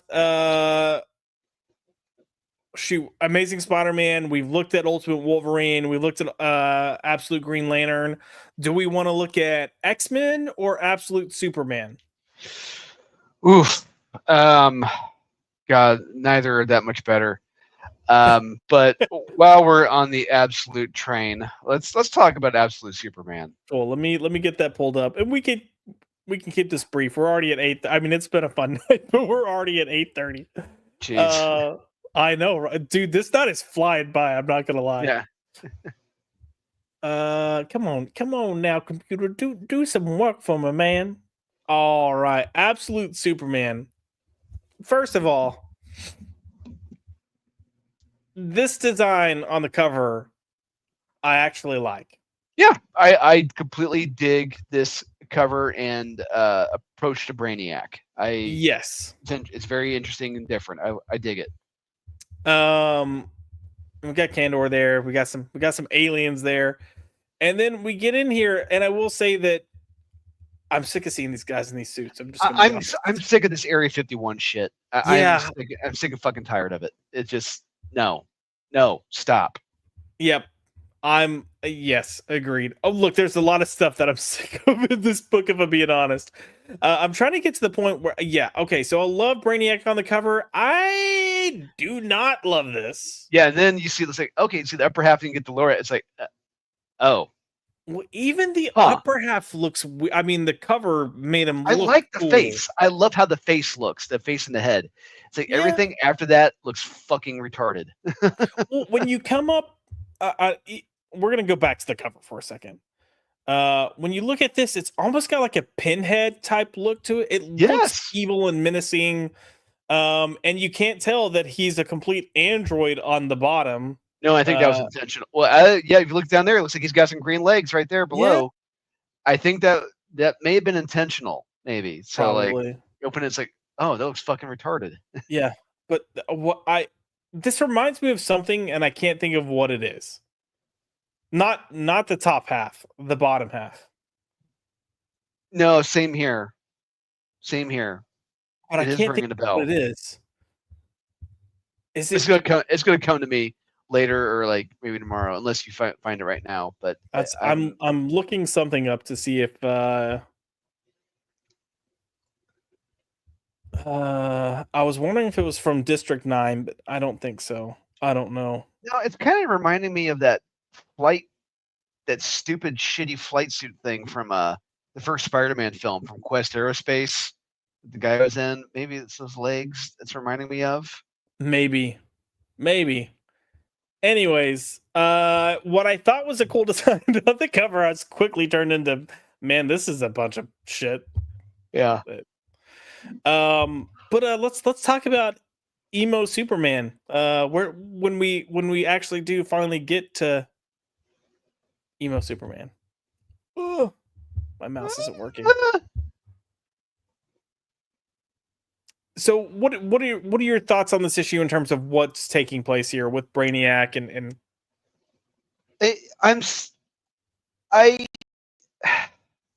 I'm conflicted because there, like I said, there are elements I like about Brainiac here, but there are elements I don't like. Like I'm sorry, I don't see Brainiac completely shattering a city, regardless of who he is. I could never see Brainiac the Collector completely just shattering a city, regardless of how angry or perturbed he is. But I will say this issue got very fucking boring pretty damn quick. Yeah. I will say I felt like these pages here looked halfway decent, even though there's nothing going on. And a lot of that is because of the colors. But yeah, this is the problem we're seeing with these comics right now too, is like they'll try to like throw something out that's, I guess they think is interesting or remotely interesting or to be a big bang. And then, you're like, oh, this issue is about to go somewhere. And then you get a whole nothing burger for like the next 80% of the issue. Yeah. And this feels like a different artist here. I don't know. Just something about this does not work as well. No, yeah, it doesn't feel like Raphael Sandoval at all. No. And I'm honestly, I'm willing to say he didn't do that. And he may not. Look, where are credits at? Let me see if I can find them. Was it at the end? Too many books to read. Yeah, I'm willing to bet you the inker probably stepped in and probably did a lot of that. Possibly. But yeah, there's a lot of the art looks really messy. And hold, please. This is just talk. It's just God. It just. And I'll ask you again. How about that Superman? Absolute Superman. Yeah. Where was the title page? I did not see the title page. It's just that good. Don't need one. Am I losing my mind? Here, we're going to Let me pull this up on League of Comic Geeks real quick because that will tell us. That should have been the easier answer. Did it bug you that there was no Superman in Absolute Superman issue number I would 7? I would say if I were enjoying the series, I would have been perturbed. But the fact that I haven't been enjoying this series and I read this, I'm like, oh yeah, that's right. This is a Superman book. I completely forgot about that. It's just this series means nothing to me. I don't think it's particularly good. It's got another wasted artist, but it's a different take on Brainiac. It's something I don't completely like it, but there are parts of it visually I do like. About a quarter of it, 75% of it I don't like. But it is what it is. It's Jason Aaron. Yes. So Fire the everywhere. artist for this issue is Carmine Di Giandomenico. Who you might remember from Yeah, rings a bell. Rings a bell. Yeah, he did Batgirl when What's Her Nuts was on it and was ruining the damn book. Shoot, what was her name? Hold please. Gail Simone, Kelly Thompson. Nope. Cecil Castellucci. That one. Oh, yeah. The same one who wrote Female Furies. I don't know if you remember that pile. Oh no, I remember. We're making it The Handmaid's Tale, but with them. Yeah. Slay. I thought that looked familiar because he had a whole for that Batgirl run, they had this evil robot Oracle, and it looked very similar. Not, I mean, it was here. Let me see if you can see some similarities here. I mean, it was more humanoid than what we're getting with it. Please tell me he completely lifted his own design and used it for this. Please tell me. It's not completely lifted, but you can see some. I'm over on the League of Comics Geeks page going, why isn't it giving me the option to share the screen? I got to come back here first. Give me 1 second.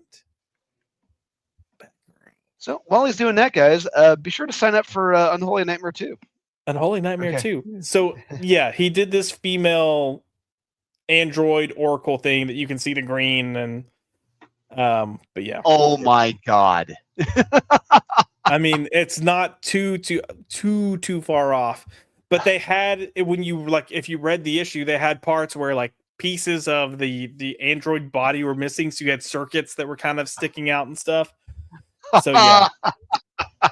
It looks like they're kind of just lifting this. But God.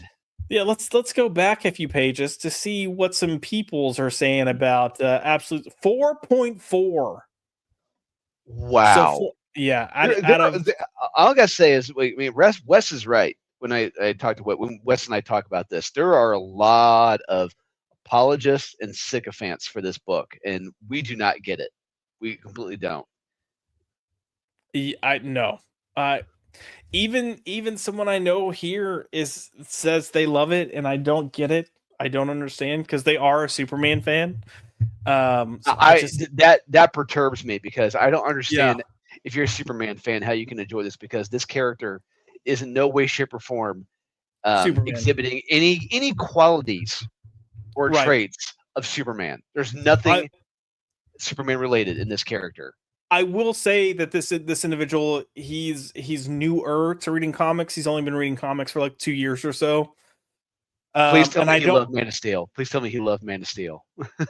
I don't know if he's read Man. Watch Man of Steel. Watch Man of Steel, and he likes that version of Superman, or just going around destroying cities and yeah. No. I don't. He's not. So if you ask him hey, what's the best Superman story? He's gonna tell you Superman for All Seasons. So it's wild. But I don't know if this is his first Elseworld Superman story, because he really kind of came in as a Batman person. I really like Batman. I'm gonna read a lot of Batman stuff. And he was one of those when people would be like, "Oh no, Superman's great." He's like, "Nah, he's kind of boring." But then he started reading Superman. But he's been reading Tomasi's run, Pete Tomasi. and he's Okay, really yep. liking it. So he's kind of got good taste, but then he's like, "Yeah, I really like this." I'm like, "What? What's going on? Yeah. What's happening?" Record scratch. Wait, what? Yeah. Yeah. We got one 5-star review here. Leon J10, Absolute Superman number 7, aka Absolute Brainiac number 1, unofficially was incredible. Fire. I'm not reading the rest of that one, you retard. Look at all those fucking 4 and 5-star reviews. Yeah, I know, right? Disgusting. Well, Absolute Brainiac is here and he's horrific, sure, but I wish I don't know. He didn't really do anything. What are you talking about? That was the thing. Like, he didn't really do anything, and I wish they would have had a better artist because He was just standing there and pontificating. There was no menace in that. Hey, pontificating is very entertaining. Well, this guy Blorb gives it 4.5 stars, but put goddamn, just go to therapy. Holy shit! And then put great issue, great cliffhanger. Great commentary on what it means to be human and alive. Also, not gonna lie, is it though? Great series. Also, both Absolute books doing body horror is just so. Blorb apparently also liked Absolute Green Lantern. So if you're wondering, Compromised. yeah. Super Dougie 920 getting a flashback issue about Brainiac sounded like it could be interesting, especially with my theory I had about Brainiac, which has proved to be wrong here. We don't know your theory and we don't care. Having the fill-in artist do it didn't sound bad because this fill-in artist is great. No, he's not. No. I didn't like him on Batgirl either. Like, I'm not trying to be an asshole, but his lines are too messy. Like it feels like he does sketch his sketch and then tries to come in over it with colors and just it doesn't work for me. Zero Fusion 8910, keep your implants clear of emo static. it's not a phase, Mom.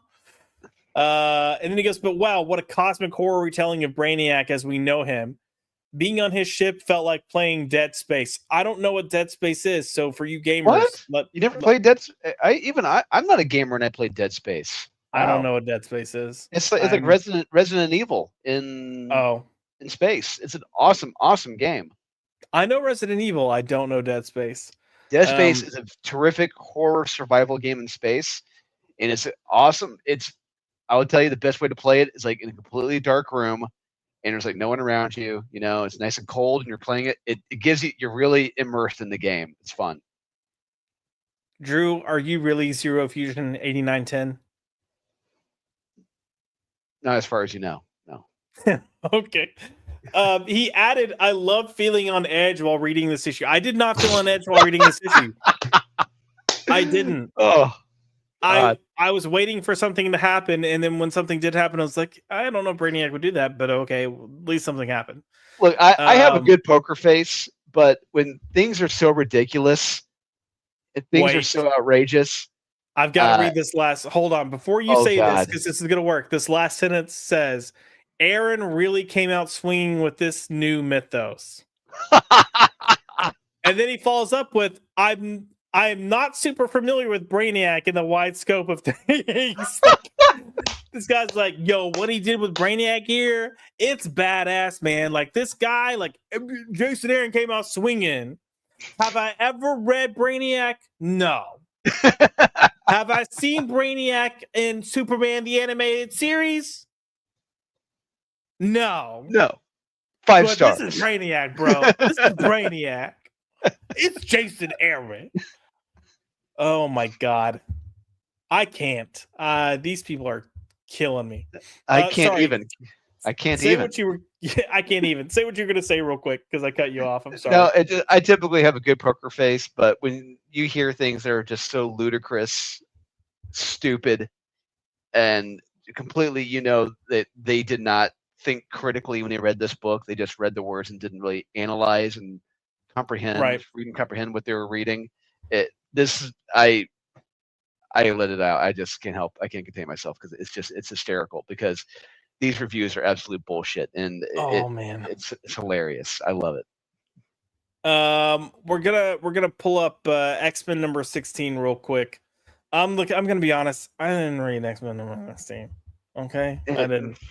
It's But X-Men versus people who want to be X-Men. oh no, I skimmed it. I saw Orange Juice Man or Juice. Someone's a fan of Lizzo. That's all I've got to say. Oh shit. Hold on. What's the? It's There Jim we McKay. go. Maybe he's got a fat fetish. Maybe. Lizzo. If you're wondering, Lizzo's got a song called Juice. And let's get this little ditty pulled up real quick. Share the screen. Okay. I share X-Men. Okay. Oh, look at these mutants and not the mutants, but the mutants. They are the look, there's Juice. Look at that little double up. Yeah, well, they're out in the shitty walk. In the shitty part town. The shitty walk. So since I didn't read this, who are these people, Drew? I don't know. They're just wannabe X-Men. They're none of I think a couple of them maybe mutants, but the one guy, the weapon guy, he's from Alpha Flight from back in the 90s. Oh, gotcha. Hunted down mutants. It's like, hey, remember him? No, we don't. But hey, yeah, I don't remember him from Alpha Flight number 145. No, Jesus. Dude, look how stilted this dialogue. How's the arm? Codename Schwarzschild. Like, who's gonna say that? Also, nothing makes me cringe more than when I'm scanning down a page and then I just see walls of dialogue. Yes. It's the first page. Yeah. Yes. So look, we're gonna take this back to what I was saying earlier when I was talking about the Long Halloween and perspective. And we're just gonna look at this. There is nothing interesting about these panels. No. It is straight on with each person, just kind of like, oh, here you go, here you go, here you go. Whereas instead, you could have actually done something actually showing them together talking. That way you get more of their body language, because body language says a lot. It says a lot about, how you feel or what you feel about what the other person is saying, how you're taking it. Maybe how you respond can show your level of anger. You don't get any of that here. Nope. It's just faces. It's talking heads, and we talk about it all the time. It's boring. Yes, boring as shit. Yeah, that's a clip you need to get, Josh. That's a clip you need to get. The clip from that Steven Spielberg movie called it's about, I forget what it's called, but it's about the life of Steven Spielberg when he was a kid. Oh, yes. There's a scene where he meets John Ford, played by David Lynch, and David Lynch is just like, see, straight on shot. It's boring as shit. Don't do that. Don't do it. Yes, don't do it. So let's talk about these names real quick, Drew. Schwarzschild. I don't know why, but I just think of Schwarzenegger. Schwarzkopf. Storm Norman. We've got Constellation. Okay, sure. Psycho Vor. Look, out of all of these, I think I'd give Constellation the biggest pass. Maybe if one got a pass, if we had to give one a green light, I would probably give Constellation, because I at least look at him and go, I wonder what this guy does. He looks gay as fuck. But you got to, honestly, I think if you want a name that's going to be good and catchy, it's got to be 2 syllables at most. Yeah. I mean, maybe Time Bomb, but Time Bomb also looks like generic Winter Soldier over here that happens to be on the X-Men. And then Schwarzschild looks like, Schwarzschild looks like Tony Stark. Yeah, he looks like Superior Iron Man. Yeah, 100. Like, when I saw this, I thought it was Superior Iron Man, and then I saw his name, I was like, oh, my bad. But you got Juice, you got Orange Juice down here. Squeezing the juice. And we get a scene with him later where he's fighting Juggernaut. Oh, where we go. Let me find it. We keep going. This whole team still just doesn't make sense to me. Come on, man. Where's this fight scene at with Juice kind of? Nothing can stop the Juggernaut except unbreakable Juice. Here we go. And he says, "Hiya, hiya." Yeah, yeah. Fill your lungs with that, Juggernaut. The juice is loose, baby. The juice is loose, bro. Jed McKay's writing this, right? Yes, he is. Yeah. Yes, I he think- is. I think writing it is, maybe not the best word. I But- think by incorporating that line, that quote unquote joke, he knows who his audience is. 40, Yes. 35 plus age males. I don't need. I mean, maybe. This is just bad. This book has been bad. I remember when X-Men 2 #2 dropped, and I had my absolute conniption with it because it was so bad. And they've had different just- fill-in artists. They've had Stegman come back in here and there, but it's Yep. just there's been no consistent tone on the art, Nope. and just not just that, but just the weird. They're trying to have their cake and eat it too with the mutants, where like they want them to be separate on the run, victims, but at the same time they're relatively menacing and threatening, which is what they've done. They've legitimately threatened like humans, the leadership of this town, the cops. Mhm. It's like you can't have it both ways. That's not how it works here. Yeah. And they need to sure get off the pot with Krakoa. It's like, all right, do you want these guys? Yeah. Do you want the mutants to be segregation isolationists, or do you want them to be, on the run, characters who are a minority, or an or a clearly powerful race of beings who are going to make humanity their bitches? Which is, I've kind of getting that feeling they want to have that. Quick question for you, because this is the last page of this issue, and Magneto's got this Sentinel walking, and you've got this like alien beast that it's this Magneto controlled Sentinel is going to try to fight. Is it bad that I was like, yo, I hope the Sentinel regains its like sentience and teams up with this alien and they kill everyone?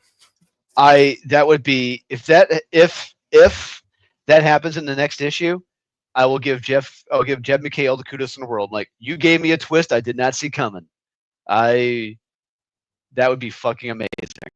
And he cripples Magneto again. It's like, God damn it, back in the chair again. Part of me wishes I would have taken the time to read some of these letters, because I feel like they can tend to be hilarious, but I didn't, and I'm not about to try to read them now. Ooh la la, look at that White Queen. Yeah. But not once again, not great, not good. Once again, yeah. Not the good. The X-Men is not the good. No, just boring characters, boring dialogue, boring villains. I mean, bring back the classic villain. I mean, these lame new villains you have, they suck. Yeah.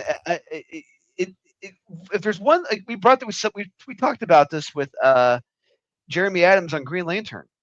What he's been able to do with the legacy characters that DC has, from the DC vault, mining those characters that are already there and established, that's fantastic work. And here with these new characters, that these quote unquote creatives are bringing out, it's just they suck. There's nothing to them. No, at all. They're not interesting.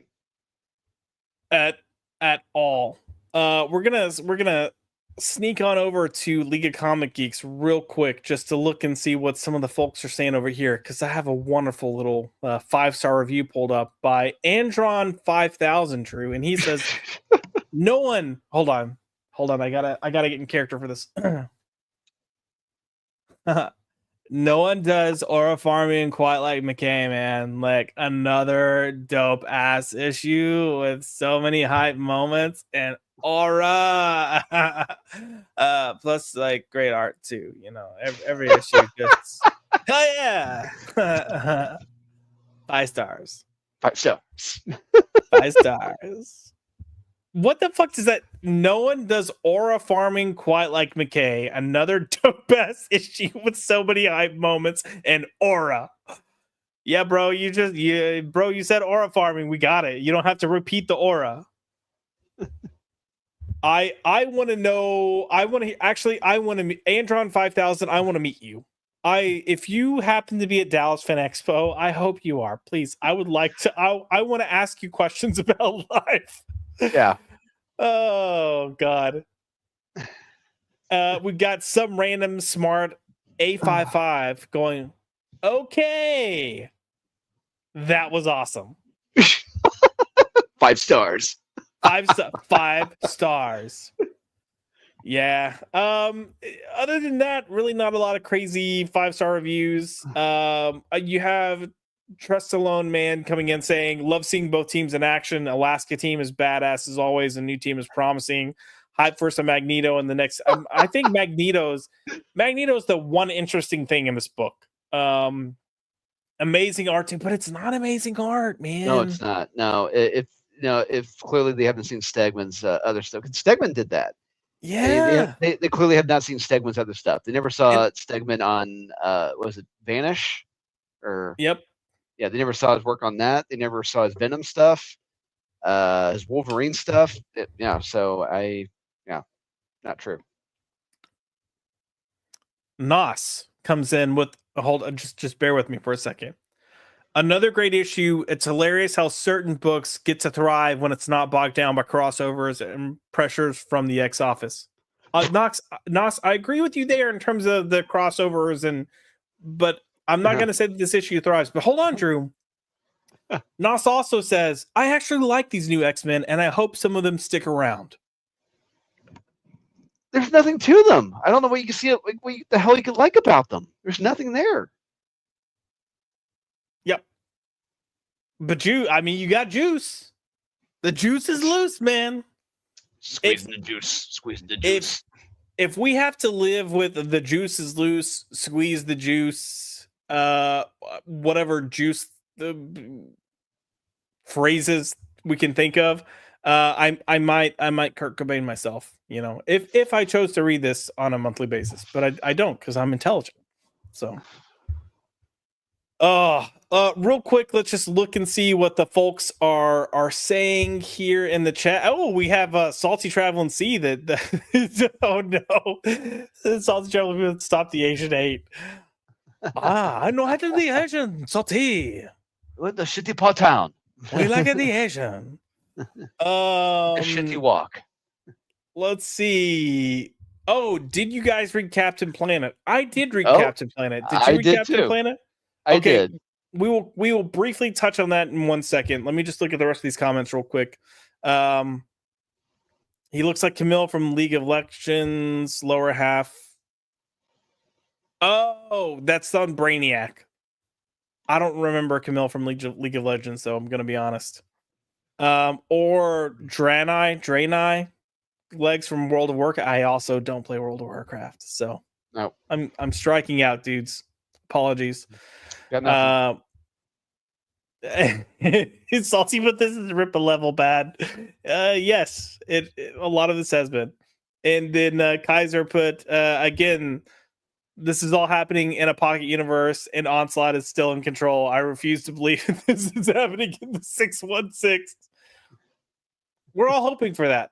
Yeah, me every too. single one of us. Drew, so between Absolute Superman and X-Men number 16, are we dropping it in the bag or dropping it in the bin? They're dropping it in the bin. They're dropping it in the bin. Yeah. Actually, just like that. Yeah. Just like that. Okay, real quick, let me get what's that book called? Captain Planet pulled up. I will say I didn't hate the first few pages. However, and here's the thing. Okay, real quick before we start talking about Captain Planet, we gotta remind people if they're not familiar with it. This is based on a cartoon from the 90s. It was an environmentalism cartoon. It was produced by Ted Turner, and so he's very much on the far left of things. He wanted to make it a very, very, very pro environmental cartoon, and it's very much that. And you have to go in knowing that. You have to go in understanding that. Yes. Like I'm not. Yeah. So I'm not going to knock it for those aspects. No, you can't. That's what it is. That's what it is. Right. And however, I will knock this stupid redesign of the costume. That's hate weird. That. Yeah, it does not work. What is this stuff on his shoulder supposed to be? I think it's supposed to be earth or like rock or something, but it doesn't work. It looks like he's got some kind of like STD. And I don't know what happens when he's in those rings, but I don't want to know either. It doesn't blend in at all with the costume. It doesn't. Yeah, it's just no. It looks out of place. Yeah, absolutely. His little shoulder pad things from the 90s work better. See, if you look at that costume, just get rid of that crap on the shoulder and it works. Yeah, no, agreed. I even like the beard. I feel like the beard brings it into this century, but the rocky shoulder pads are not popping. Cut it out. So we get the opening, and I believe her name's Gaia is getting chased. Yep. From the cartoon, she's on the run. She's got all the rings. And she realizes there is pretty much no way out, so she sends the rings off so they can go find their heroes that will wear them. And she gets captured. All of this stuff I thought was great. Like this for me again is David Pepos doing really well. Yep. Captain Planet comes out with his retarded shoulder pads. It's just seriously that unit, the costume, it was designed perfectly, and you added that on there. It's like it doesn't belong. No, no, it doesn't. It's weird. But all of this I was on board with. Even this, he like gets attacked and he brushes it off, and then he gets hit with like they're throwing everything at him. They're shooting missiles. They're shooting him with like electric taser shock type things. And then they finally decide to like go at him with some like nukes. I think. Is that what they? Or depleted uranium shells. Yeah, uranium rounds. Yeah, so they shoot him with some uranium rounds, and that kind of does him in. So he gets sucked back into the rings, and then she releases the rings. All of this, I'm on board with. And then we start meeting the kids, the teams, Planeteers. The heroes. Yeah, the Planeteers. That's right. That's what they're called. Who will have the rings. And again, I'm okay with this for the most part. For the most part. This is the rest. Problem number one. This is the rest of the issue. So like the next half of the issue is just, here's this Planeteer and they get their ring. Here's this Planeteer and they get their ring. Oh, here's this Planeteer. And I'm like, you know what? Maybe we should have broken them up, them getting the rings up over a couple of issues. It's very, very quick. And which on one end, I have no problem with that. I'm like, okay, you're going to get out of these intros, this bullshit out of the way quickly. I can appreciate that. Sure. But the one in particular I had the biggest problem with, I think it was the very last one. Very last one. Is it Raji? Yes. Heart. Yeah. Yep. Let me get on down her. Where you is, Raji? Yeah. Translated from Portuguese. Yeah. Yeah, this. You have this guy that's like, I beg of you, please don't let these creatures eat us. And here he comes. Ha! You and the rest of your colonizers should consider yourselves lucky. It's like Rick or Scratch. Wait. Huh? Yeah. And then I also feel like this is out of character too, because he follows that up. Yesterday, I might have killed you all myself. Sorry. Go ahead. Mati. My bad. Not Raji. Mati. But he was always like the super, super nice one. Like he was the Bullseye. I was getting ready to say that. He was the nice. Yeah, he was the uber nice kid. And like this is a complete 180 on that character. And it's like, thought about who the hell is you, this? but then I had a change of heart. Like, bro. Wait, what? Yeah, no. The reason you get the heart ring is because you have heart. Like you were the one that when criminals are doing something bad and people are like, we should kill them. You're like, no. They're alive and they should exist. That's Yeah. who you are. He's showing lack of heart. 100%. He's showing what's wrong with this world. But I was on board all through the Gaia stuff. I was a little bored. I mean, I like some of the changes. Some of the differences in how these characters look and are interesting. I don't know if I like her. She was kind of grating with her. Yeah. I hate the world. But at the same time, it's like, okay. Design wise here, I like that. Yeah. Cool. We'll make her a little edgy. She's an edgier person. And then Fire. Is he a fireman here? I'm trying to remember. No, I think he just helped the fireman. He put out Okay. the fire. Yeah. He's kind of got some Guy Gardner going on. More so than what Absolute Green Lantern had for Guy Gardner. So Yes. the updates, I don't mind the updates of how the characters look, but you just get introduction. And when you're reading it, even if they're only 2 pages, 3 pages, it gets old really fast. Yeah. And then you end with the worst one of Mati just not acting in character. And this is my big, like, I don't know, man. But yeah, so we're getting our Planeteers. It's a nice little setup of the conflict we can expect. Am I gonna check out the next? Yeah. Am I gonna check out the next issue? Yeah. Yeah, me too. Yeah, I mean, yeah, it was perfectly fine. I'll say. Yes. And the one character I'm hoping we get is like that Captain Pollution or whatever his name was from the animated series. I'm hoping we get him. I hope we get him. But yeah, it was fine despite couple of the choices they made. Right. I don't know if I can fully go and be like drop it in the bag, but I can definitely say it's not a drop it in the bin. Would you agree? Yeah, I would agree. Yeah. Thankfully, I've got a clip for that. I'd buy that for $1. True. Remember what that's from? Oh yeah, RoboCop. Yeah. Before we wrap up, is there any other book you want to kind of touch on real quick? Real quick, Resurrection Man. What the hell did I read? I don't know. I really wanted to love this. Same. Because there were pages in this I did like, but there are elements in this where it really turned into Dr. Manhattan from Watchmen, and I'm just like, yes. Even to the point where he gets blown up like tachyons. He's got the Dr. Manhattan look when he gets blown up. It's like, okay, I see what you're doing here, and I like the end. Yeah, I like the ending. I like the intro. Just the middle of it. That was where it was the weakest. Yeah. Well, the first issue did so many interesting things. And really kind of brought about one, making me care about this character and his abilities, but also you have the Japanese guy that eats him and also gets I mean, I'm sorry if it's spoilers for you guys, but that it was like a brutal scene in the end of the first issue. Yeah.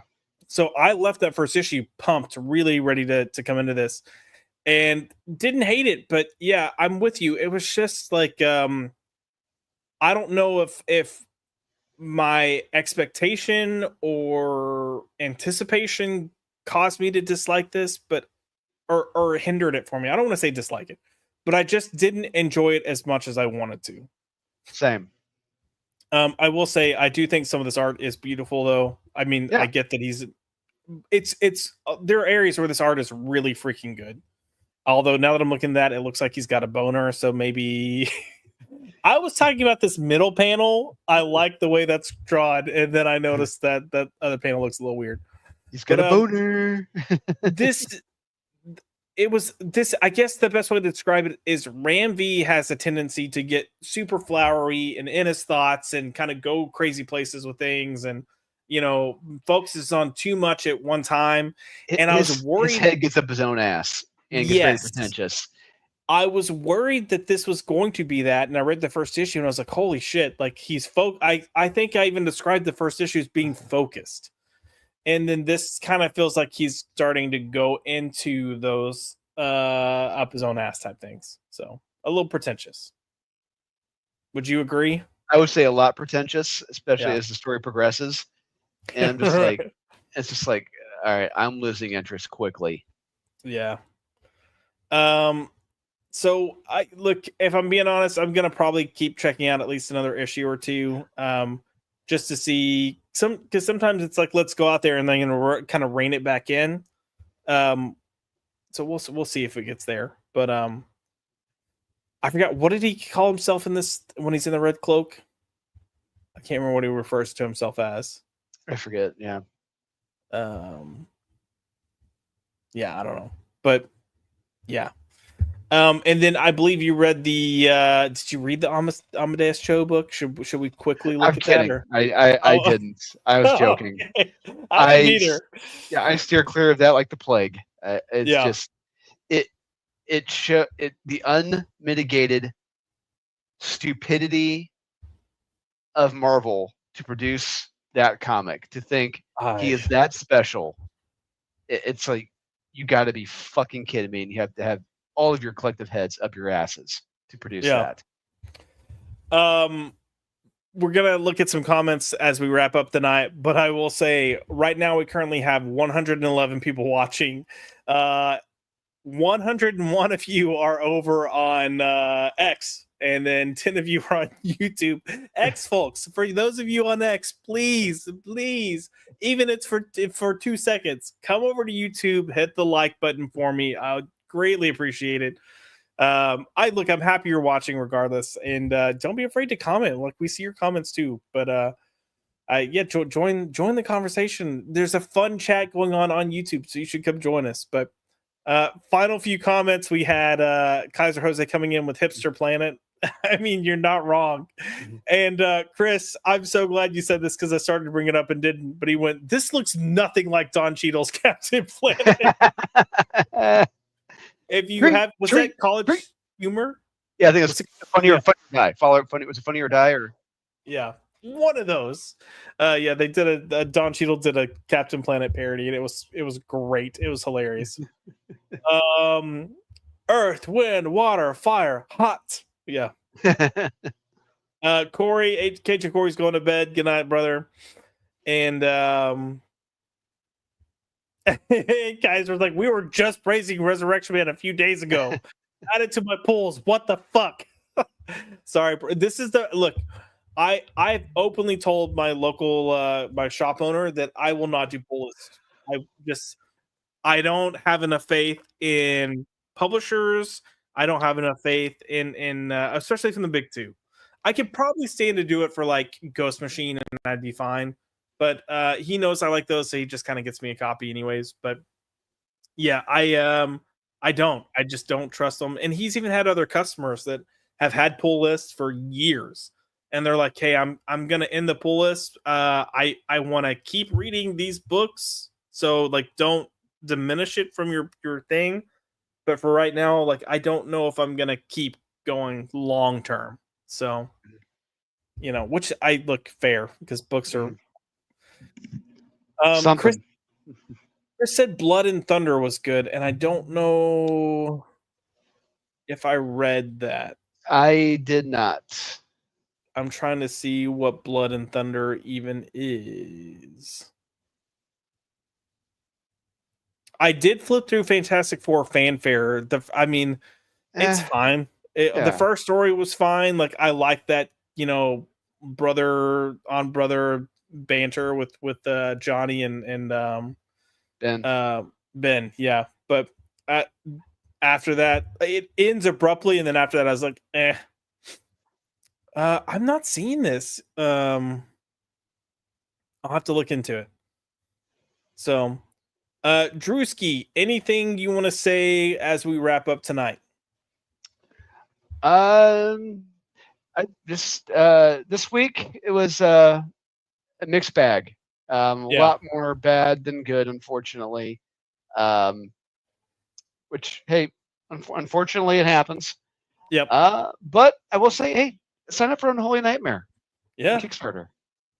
we have the link in the chat, and we're trying to get to 150 guys. So if you haven't signed up to follow, go just click the notify me on launch. All it's going to do is send you information once the campaign starts going.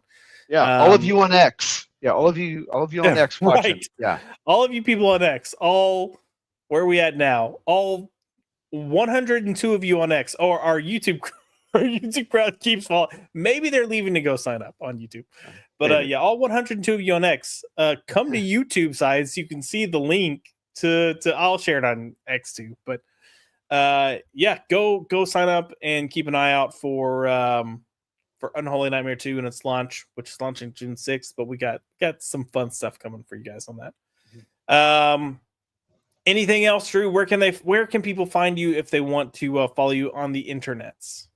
You can find me on Facebook, Dolan Waddick. You can find me on Instagram, Dolan_Waddick. And people know me. They know I just post just my work. That's it. I post nothing else. Just everything I'm working on. Heck yes. I'm gonna plug a few things real quick. So if you missed last night, or not last night, but Tuesday night, Drew and I did cover the top 5 comics of April. So he will give his overall top 5, and then I give my top 5 debuts. But Drew doesn't know how to count, so we usually get like a top 10, a top 15 from him, which I'm perfectly fine with. I'm happy that we have that problem, because when we first started doing the top 5 videos, it was a struggle sometimes to get 5. So happy with that. And Monday we also dropped the latest episode of Marvelous Monday X-Men, which took forever. So if you didn't see my bitching, the community post, I went through 2 months of fighting copyrights on this, where like Disney would come in with the copyright and I would fight it, get it approved, went to get it to publish. And I think it was like just not even 20, it was less than 24 hours before it was supposed to debut. Another copyright came and hit it for music, and then they never responded to my dispute. So it just sits there for 30 days. Unfortunately, I thought that because it was showing as blocked, it wouldn't premiere, because it didn't premiere. But YouTube is crazy, and it premiered even though it's blocked. So we never got that premiere boost. So if you like the MCU or Marvel movies, we've been revisiting them, and you should go check out the series because it's a lot of fun to talk about. And we will get back to these on a regular basis, but I'm going to have to space it out in a way that I can get these up, let all the copyright BS go through, and we'll go from there. Kaiser, it will be coming relatively soon. Well, I say relatively soon in terms of the lineup, because we've got Iron Man coming up next after this one. And then I think it's Iron Man. Then when I think we're doing, actually, I think it might be X2. No, Incredible Hulk. It's something. We'll look. I've got the list somewhere.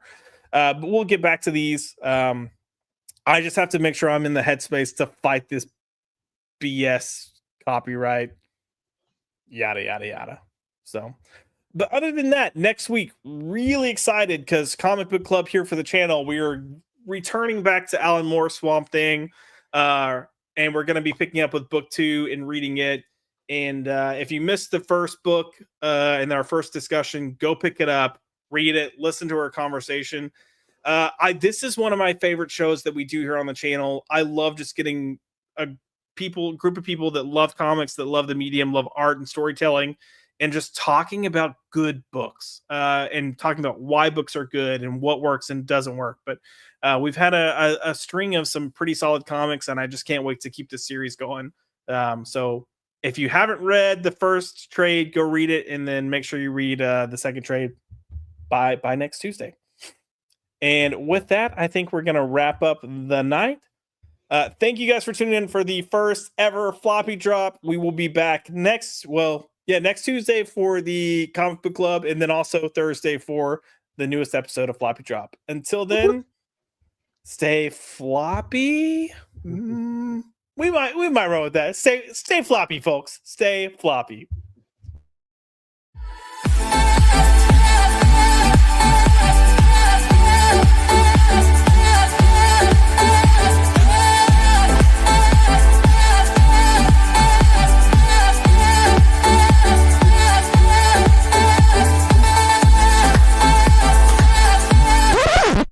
Get the fuck